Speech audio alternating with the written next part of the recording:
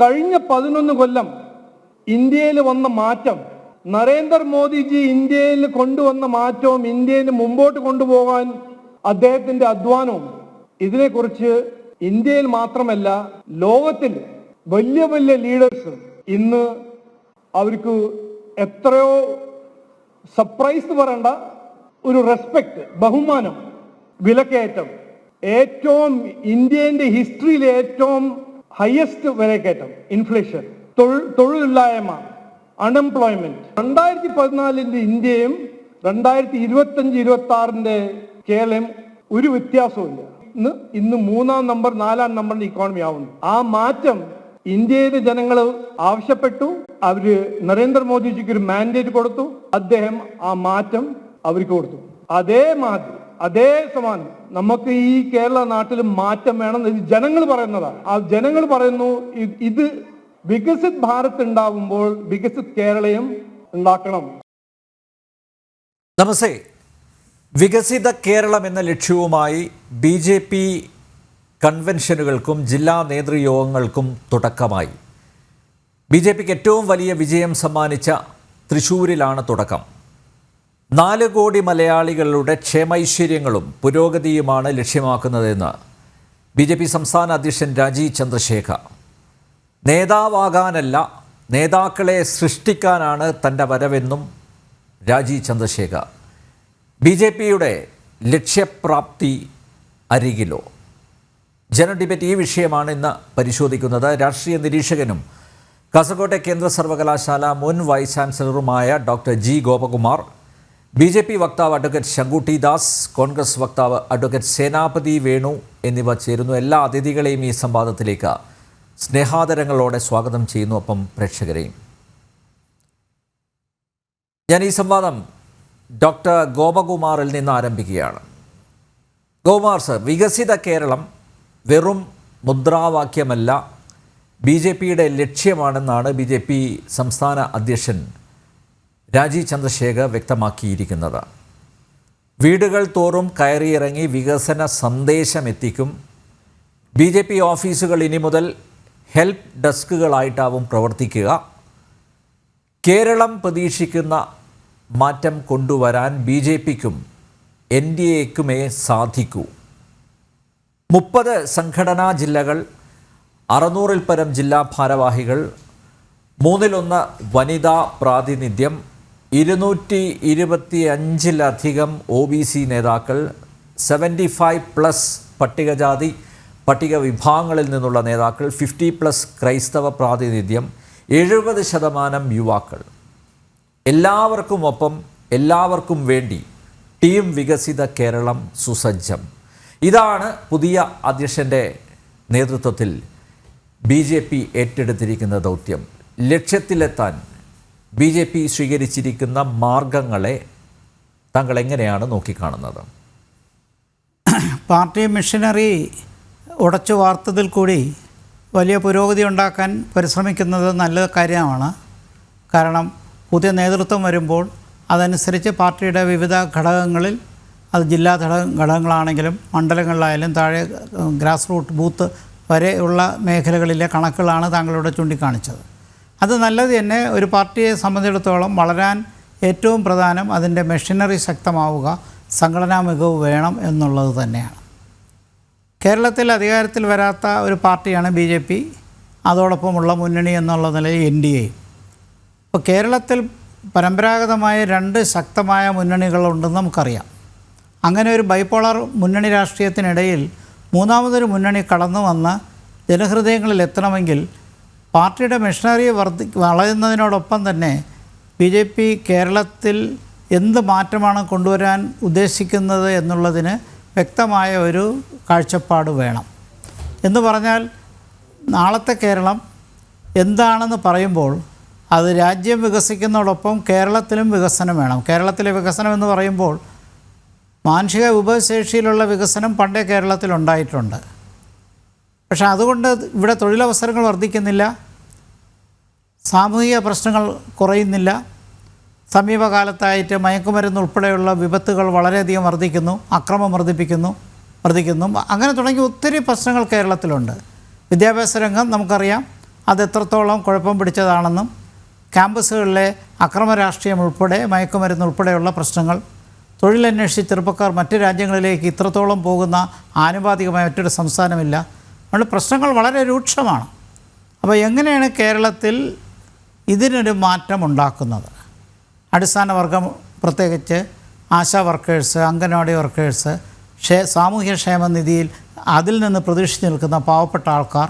ഇപ്പോൾ ചുരുക്കത്തിൽ പുരോഗതി എന്ന് പറയുമ്പോൾ അടിത്തട്ടിലെ സാമൂഹ്യക്ഷേമവും മിഡിൽ ക്ലാസ്സിനെ ഉയർത്താനുള്ള മറ്റ് സാമ്പത്തിക പദ്ധതികളും, ഏറ്റവും പ്രധാനം കേരളത്തിലെ യുവാക്കൾക്ക് ഇവിടെ തൊഴിലനുസൃതമായ സാഹചര്യം സൃഷ്ടിക്കുകയും നമുക്ക് നഷ്ടപ്പെടുന്ന ചെറുപ്പക്കാരുടെ ആ കുറവ് നികത്തി, ഇല്ലെങ്കിൽ നാളെ ഒരു 20-30 വർഷം കഴിയുമ്പോൾ കേരളത്തിൻ്റെ ശരാശരി വയസ്സ് 40-45 വയസ്സായി മാറും. ഇപ്പോഴേ തന്നെ കേരളം മറ്റ് സംസ്ഥാനങ്ങളെ അപേക്ഷിച്ച് പ്രായമുള്ളൊരു സമൂഹമായി മാറുകയാണ്. അപ്പോൾ പ്രൊഡക്ടിവിറ്റി തീരെ കുറയും. മറ്റ് രാജ്യങ്ങളിൽ നിന്ന് കിട്ടുന്ന വരുമാനം മാത്രം കൊണ്ട് ഇവിടെ കഴിയാൻ പറ്റില്ല. ഇവിടെ നിൽക്കാൻ തന്നെ ഇവിടെ മറ്റ് സംസ്ഥാനങ്ങളിലെ ബംഗാളികളെയും മറ്റും പ്രതീക്ഷിച്ച് ഇവിടെ നിൽക്കുന്ന രീതിയിൽ അധ്വാനത്തിന് ആളില്ലാതെ വരുന്ന സാഹചര്യം മാറി. കേരളത്തിലെ ചെറുപ്പക്കാർക്ക് ഇവിടെ വിശ്വാസം വരുന്ന രീതിയിലുള്ള മാനിഫെസ്റ്റോ ഉൾപ്പെടെയുള്ള കാര്യങ്ങൾ ചെയ്താൽ മാത്രമേ കേരളത്തിന് മുന്നോട്ട് പോകാൻ. അപ്പോൾ കേരളത്തിൻ്റെ BJPയുടെ കാഴ്ചപ്പാട് എന്താണ്? NDAയുടെ കാഴ്ചപ്പാട് എന്താണ്? എങ്ങനെയാണ് കേരളം നാളെ വികസിക്കുന്നത്? അത് മറ്റ് 2 മുന്നണികളിൽ നിന്ന് വ്യത്യസ്തമായ എന്ത് നിലപാട് കൊണ്ടുവരുന്നു? അതിൻ്റെ ഒരു ഔട്ട്ലൈൻ എന്നുള്ള നിലയിൽ രാജീവ് ചന്ദ്രശേഖർ പറഞ്ഞു എന്നുള്ളത് മനസ്സിലാക്കുന്നുണ്ട്. അതോടൊപ്പം തന്നെ അത് എങ്ങനെ ഇംപ്ലിമെൻറ്റ് ചെയ്യാൻ പറ്റും? വാസ്തവത്തിൽ കഷ്ടിച്ചൊരു വർഷമേ ഉള്ളൂ ഇനി തിരഞ്ഞെടുപ്പിന്, കേവലം മാസങ്ങളേ ഉള്ളൂ പഞ്ചായത്ത് തിരഞ്ഞെടുപ്പിന്. അപ്പോൾ അടുത്ത തിരഞ്ഞെടുപ്പിൽ BJPക്ക് ഇമ്പ്രസീവായിട്ടുള്ളൊരു സ്കോർ കൊണ്ടുവരണമെങ്കിൽ, അതോടൊപ്പം ഭരണത്തിലേക്കുള്ള പ്രതീക്ഷ വർദ്ധിപ്പിക്കണമെങ്കിൽ തീർച്ചയായിട്ടും എന്താണ് അതിൻ്റെ മാനിഫെസ്റ്റോ എന്നും നയപരിപാടികൾ എങ്ങനെ കൊണ്ടുവരുന്നെന്നും പോളിസിയുടെ ആൾട്ടർനേറ്റീവ്സ് മറ്റ് 2 മുന്നണികളിൽ നിന്ന് വ്യത്യസ്തമായ എന്ത് പോളിസിയാണ് കൊണ്ടുവരുന്നത്, ആ പോളിസിക്ക് ഓരോന്നിനും വ്യക്തമായ നയങ്ങൾ വേണം. ആ നയങ്ങളാണ് ജനങ്ങൾ BJPയിൽ നിന്ന് പ്രതീക്ഷിക്കുന്നത്. കാരണം സോഷ്യൽ എഞ്ചിനീയറിങ്ങും സംഘടനാ മികവും ഒക്കെ നടക്കട്ടെ, അത് മറ്റ് കാര്യങ്ങളാണ്. പക്ഷേ ലക്ഷ്യം എന്താണ്, ഗോൾസ് എന്താണ്, പോളിസീസ് എന്താണ്, അതാണ് ജനങ്ങൾ ഇനി അടുത്തത് നോക്കാൻ പോകുന്നത്. ബാക്കി 2 കാര്യങ്ങളും പാർട്ടിയുടെ വളർച്ചയ്ക്ക് സഹായിക്കുമെന്നുള്ള കാര്യത്തിൽ സംശയമില്ല.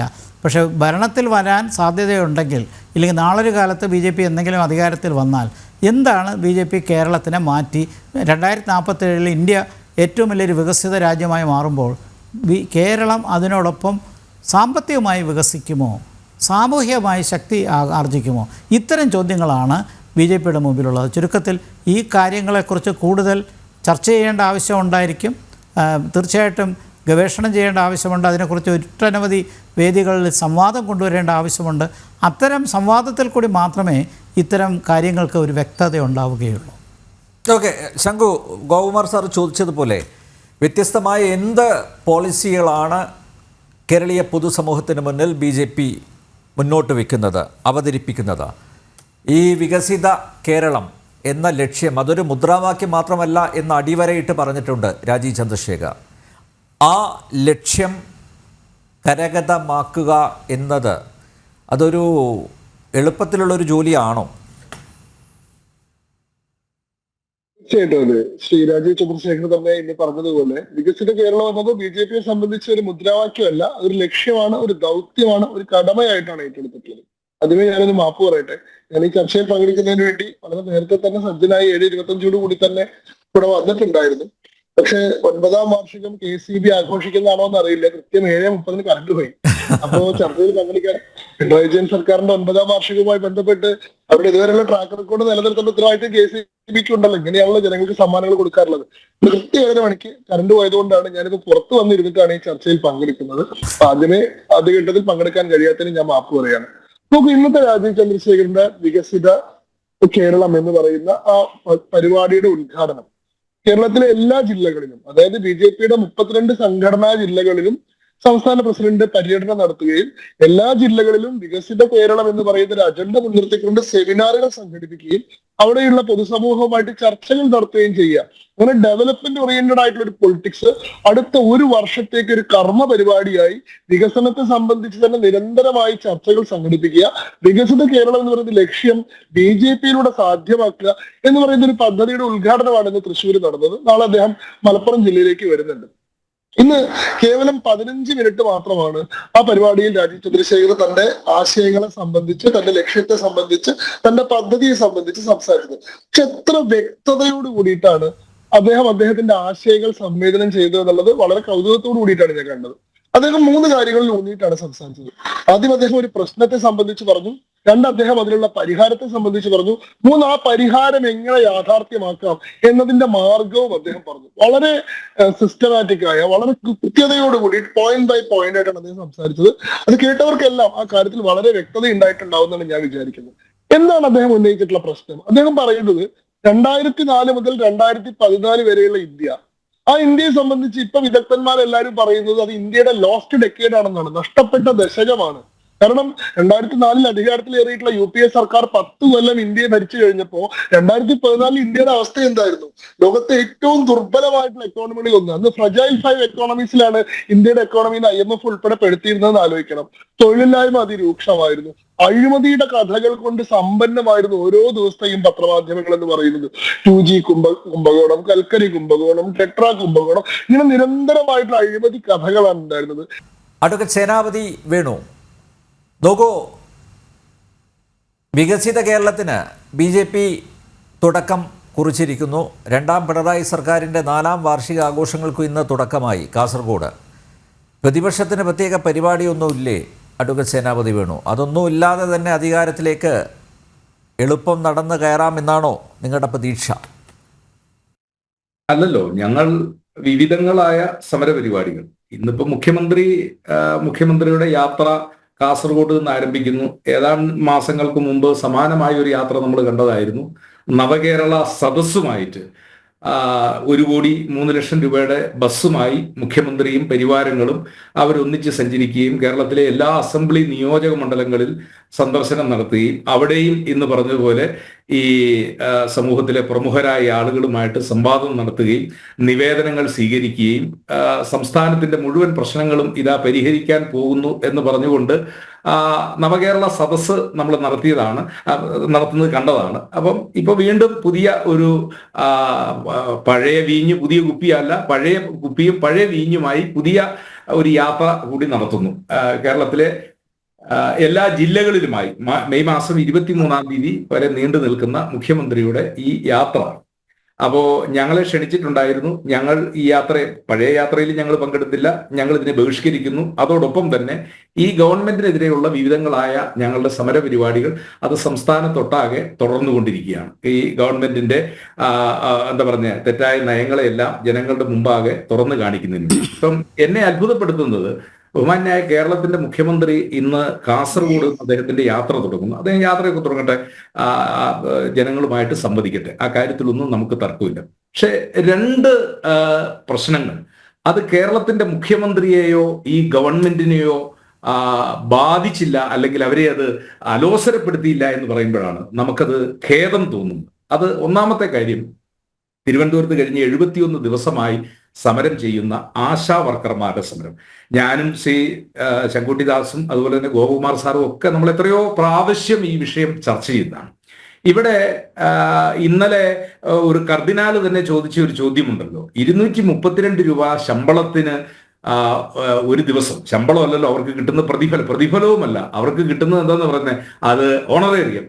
ഇത് എന്ന് പറയുന്നത് 232 രൂപ കിട്ടുന്നവര് അവർ ചോദിക്കുന്നത് ഞങ്ങൾക്കൊരു 100 രൂപയുടെ കൂട്ടിത്താ. ഒരൊറ്റ ചോദ്യമല്ലേ ചോദിക്കുന്നത്. ഒരു കമ്മ്യൂണിസ്റ്റ് ഗവൺമെന്റ് നമ്മുടെ നാട്ടിൽ, തൊഴിലാളി വർഗത്തിന്റെ ഗവൺമെന്റ് നമ്മുടെ നാട്ടിൽ ഭരിക്കുമ്പോൾ ആ സാധുക്കളുടെ സമരത്തെ കണ്ടില്ല എന്ന് നടിക്കുന്ന ഒരു മുഖ്യമന്ത്രി കാസർഗോട്ട് നിന്ന് നിങ്ങൾ എന്ത് യാത്ര നടത്തിയാലും, ഞാൻ ആ മുഖ്യമന്ത്രി ഓർമ്മപ്പെടുത്താൻ ആഗ്രഹിക്കുന്നു, കണ്ണകിയുടെ ശാപത്താൽ മധുര വെന്തിരിഞ്ഞതുപോലെ കമ്മ്യൂണിസ്റ്റ് ഗവൺമെന്റ് വെന്തിരിയാൻ പോവുകയാണ്. ആ സാധുക്കളായ സ്ത്രീകൾ മുടി മുറിച്ചുകൊണ്ട് തിരുവനന്തപുരത്തെ സെക്രട്ടേറിയറ്റ് നടയിൽ അവരുടെ കണ്ണീർ വീണിരിക്കുന്ന ആ കണ്ണീര് അത് ഈ ഗവൺമെന്റിന്റെ നാശത്തിലേക്ക് അത് എത്തിക്കും എന്നുള്ള കാര്യത്തിൽ തർക്കമില്ല. രണ്ടാമത്തത്, വനിതാ CPO റാങ്ക് ലിസ്റ്റ് ഉണ്ടായിരുന്ന കുട്ടികൾ, അവര് നമ്മുടെ നാട്ടിൽ അറിയാമല്ലോ, ഇപ്പൊ മനുഷ്യനൊരു ജോലിക്ക് വേണ്ടി അവൻ ഏതെല്ലാം അറ്റം വരെ പോകുന്നു. റഷ്യയിൽ യുദ്ധം നടക്കുന്ന യുദ്ധമുന്നണിയിൽ സൈനികരെ സഹായിക്കാൻ ഇവിടുന്ന് ആളുകൾ തയ്യാറായിട്ട് പോവുക. കാരണം മറ്റൊരു ജോലി കേരളത്തിലില്ല, ഒരു ജോലി കിട്ടാനുള്ള സാധ്യതയില്ല, അവരങ്ങോട്ട് പോവുകയാണ്. നമ്മൾ കാണുന്നു മ്യാൻമാർ അതുപോലുള്ള ഈ എന്താ പറഞ്ഞ കംബോഡിയ പോലെയുള്ള രാജ്യങ്ങളിൽ ഈ സൈബർ തട്ടിപ്പ് നടത്താനായിട്ട് കേരളത്തിൽ നിന്ന് ചെറുപ്പക്കാർ ഇവർക്ക് 1 ലക്ഷം രൂപ 2 ലക്ഷം രൂപ ജോലി ശമ്പളം വാഗ്ദാനം ചെയ്ത് കൊണ്ടുപോയി ആ പാവങ്ങളെ തടവിലാക്കി സൈബർ തട്ടിപ്പ് ലോകത്തുടനീളം നടത്തുന്ന ആ കേന്ദ്രങ്ങളിൽ ഏതാണ്ട് 1000-ലധികം മലയാളി ചെറുപ്പക്കാർ യുവാക്കളും യുവതികളും കുടുങ്ങിക്കിടക്കുന്നു എന്നാണ് രക്ഷപ്പെട്ടു വരുന്നവർ. എന്ന് പറഞ്ഞാൽ ഒരു തൊഴിലിന് വേണ്ടി മനുഷ്യൻ ദാഹിച്ചു കൊണ്ടിരിക്കുന്ന ഒരു കാലഘട്ടത്തിൽ അവര് പരീക്ഷ എഴുതിയ റാങ്ക് ലിസ്റ്റിൽ വന്നു. നിങ്ങളൊരു 10-25 പേർക്ക് ഒരു നിയമനം കൊടുത്തിട്ട് ഗവൺമെന്റ് ഉള്ളവരെ സഹായിക്കാൻ ഞങ്ങൾക്ക് പറ്റത്തില്ല എന്ന് പറഞ്ഞാൽ അതിന് പറയുന്ന മറുപടി എന്താണ്? നിങ്ങൾ ആത്മഹത്യ ചെയ്താലും മരത്തിൽ കയറി കെട്ടിത്തൂങ്ങിയാലും ശരീരത്തിൽ മണ്ണെണ്ണ ഒഴിച്ച് കത്തിച്ചാലും ഞങ്ങൾക്ക് ഒരു കുലുക്കവുമില്ല. ഒരു മഹിളാ അസോസിയേഷന്റെ ഒരു നേതാവ് അവരുടെ ഒരു വാക്ക് നിങ്ങളറിയണം. അവരൊരു ഉന്നത പദവിയിൽ വന്നപ്പോൾ സ്വന്തം മരുമകളെ അവരുടെ ഓഫീസ് കേന്ദ്രീകരിച്ചുകൊണ്ട് അവരുടെ സ്ഥാപനം കേന്ദ്രീകരിച്ചുകൊണ്ട് അവിടെ കുക്ക് എന്ന പദവി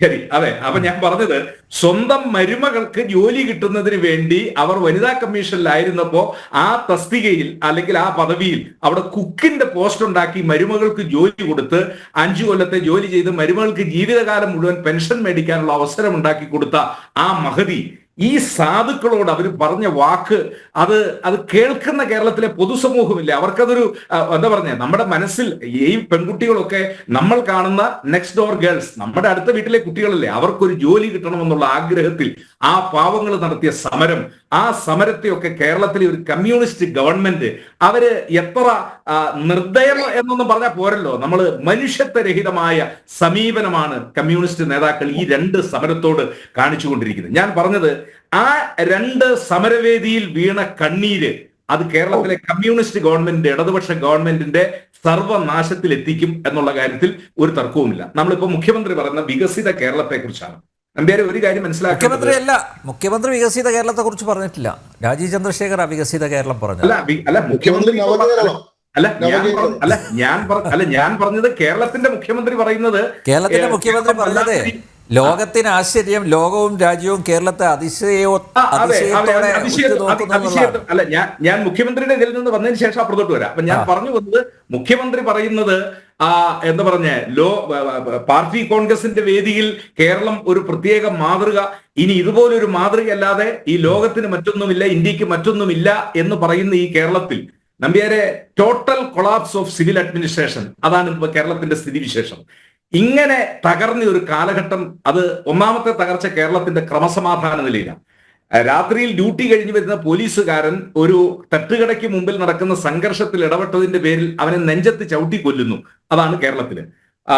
നമ്മള് കണ്ണൂരിൽ കണ്ടു, അതായത് ഒരു അമ്പലത്തിലെ ഉത്സവമായിട്ട് ബന്ധപ്പെട്ട് നടന്ന ബഹളം നിയന്ത്രിക്കാൻ പോയ വനിതാ സബ് ഇൻസ്പെക്ടറും അവിടുത്തെ മറ്റൊരു പോലീസ് ഓഫീസറും സബ് ഇൻസ്പെക്ടർ, ഇവർ 2 പേര് ഈ പ്രതികളെ അറസ്റ്റ് ചെയ്തു അല്ലെങ്കിൽ പ്രതികൾക്കെതിരെ നടപടി സ്വീകരിച്ചു എന്നുള്ളതാണ് അവർ ചെയ്ത കുറ്റം. അവരെയാണ് ട്രാൻസ്ഫർ ചെയ്തിരിക്കുന്നത് അവിടെ. എന്ന് പറഞ്ഞാൽ ഇവിടെ ക്രിമിനലുകൾ, കുറ്റവാളികൾ അഴിഞ്ഞാടുന്ന ഒരു നാടായി കേരളം മാറിയിരിക്കുന്നു. ഞാൻ ഒരു കൗതുകരമായ ഒരു വാർത്ത നമ്പ്യാരുടെ ശ്രദ്ധയിൽപ്പെടുത്തുക. നമ്പ്യാരും ഞാനും ശങ്കുട്ടിദാസും ഗോപകുമാർ സാറും ഒക്കെ നമ്മളെല്ലാം 10ാം തരം പരീക്ഷ പാസ്സായി വന്നവരല്ലേ. അതിനുശേഷമാണല്ലോ നമ്മുടെ എല്ലാം തുടർ പഠനം. കേരളത്തിൽ ഇന്നോളം നമ്മൾ കേട്ടിട്ടുണ്ടോ? പണ്ടൊക്കെ വല്ല യുദ്ധഭൂമിയിലോ അല്ലെങ്കിൽ എന്താ പറഞ്ഞ ഈ 144 പ്രഖ്യാപിച്ചെടുത്തോ അല്ലെങ്കിൽ സംഘർഷം നിൽക്കുന്നിടത്തോ ഒക്കെ കൊടുക്കുന്ന ഒരു മുന്നറിയിപ്പല്ലേ കേരളത്തിലെ സ്കൂളുകളിൽ പോലീസ് കൊടുത്ത മുന്നറിയിപ്പ് എന്താ? 11:15 ഫിസിക്സിന്റെ പരീക്ഷ, ബയോളജിയുടെ പരീക്ഷ അവസാനിക്കും. 11:20 ആകുമ്പോഴേക്കും പേരൻസ് വന്ന് അവരുടെ മക്കളെ സ്കൂളിൽ നിന്ന് ഏറ്റുവാങ്ങണം. അതല്ല എങ്കിൽ പോലീസ് അവരെ സംരക്ഷിത കേന്ദ്രത്തിലേക്ക് മാറ്റും. 11:25 ശേഷം ആരെയെങ്കിലും കോമ്പൗണ്ടുകളിലോ പ്രദേശങ്ങളിലോ കണ്ടു കഴിഞ്ഞാൽ പോലീസ് നടപടിയെടുക്കേണ്ട സ്ഥിതിവിശേഷം. എന്നിട്ട് മുന്നറിയിപ്പ് നൽകുക, നിങ്ങളുടെ മക്കൾ സുരക്ഷിതമായി വീടുകളിൽ എത്തുന്നതിന് വേണ്ടി പോലീസിനോട് സഹകരിക്കുക, അതോടൊപ്പം തന്നെ കുട്ടികളെ സ്കൂളിൽ വന്ന് ഏറ്റുവാങ്ങി വീട്ടിലേക്ക് കൊണ്ടുപോവുക. ഞാൻ ചോദിക്കുന്നത്, ഗാസയിലൊന്നും അല്ലല്ലോ നമ്മൾ നിൽക്കുന്നത്. അതല്ല എങ്കിൽ ഇപ്പൊ ബംഗ്ലാദേശിൽ കലാപം നടക്കുന്ന പോലെ ആ പ്രദേശത്ത് വല്ലതുമാണോ നമ്മൾ? മുർഷിദാബാദിൽ നടന്ന പോലെ കലാപം നടക്കുന്ന സ്ഥലത്തൊന്നും അല്ലോ നിൽക്കുന്നത്. കേരളത്തിലെ SSLC പരീക്ഷ കഴിയുമ്പോൾ കേരളത്തിലെ പോലീസ് കേരളത്തിലെ മാതാപിതാക്കൾക്ക് കൊടുക്കുന്ന മുന്നറിയിപ്പാണ് 11:15 പരീക്ഷ തീരും, 11:20 ആകുമ്പോഴേക്കും നിങ്ങളുടെ കുട്ടികളെ ഏറ്റുവാങ്ങിക്കൊണ്ട് നിങ്ങൾ വീട്ടിലേക്ക് കൊണ്ടുപോകണം, അല്ലെങ്കിൽ ഞങ്ങൾ അവരെ പോലീസ് സ്റ്റേഷനിലേക്ക് മാറ്റും, പിന്നെ നിങ്ങൾ പോലീസ് സ്റ്റേഷനിൽ വന്ന് കൊണ്ടുപോകണം.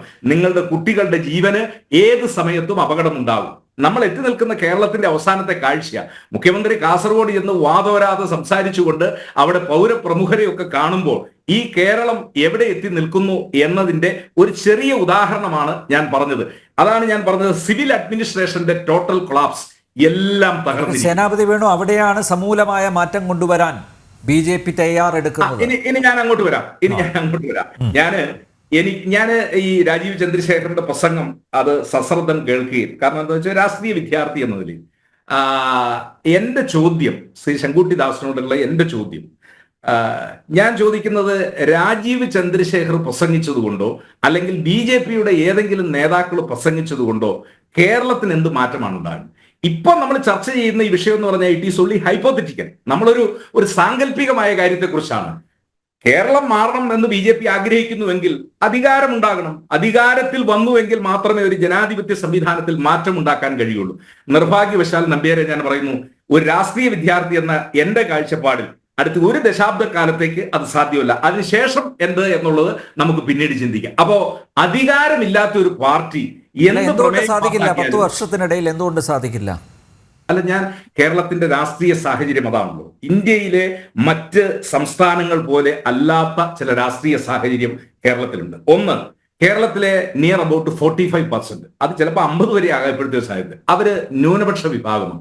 ആ ന്യൂനപക്ഷ വിഭാഗങ്ങളിൽ ഒരുപക്ഷെ ക്രിസ്ത്യൻ ന്യൂനപക്ഷ വിഭാഗത്തിലേക്ക് കുറച്ചൊക്കെ കടന്നുകയറ്റം നിങ്ങൾക്ക് നടത്താമെങ്കിലും ശേഷിക്കുന്ന ഒരു 25-26% വരുന്ന ഒരു വിഭാഗത്തിലേക്ക് വളരെ പരിമിതമായ രീതിയിലാണ് ഒരു കടന്നുകയറ്റം നടത്താനുള്ളത്. ഇനി ഭൂരിപക്ഷ സമുദായത്തെ കുറിച്ചും പരിശോധിച്ച് കഴിയുമ്പോൾ കേരളത്തിലെ ഭൂരിപക്ഷ സമുദായം CPM, കോൺഗ്രസ് എന്ന് പറയുന്ന പാർട്ടിയിൽ ബഹുഭൂരിപക്ഷം ആളുകളും അടിയുറച്ചു നിന്ന് പ്രവർത്തിക്കുന്നവരോ അതിന്റെ ആളുകളോ വോട്ട് ചെയ്യുന്നവരാണ്.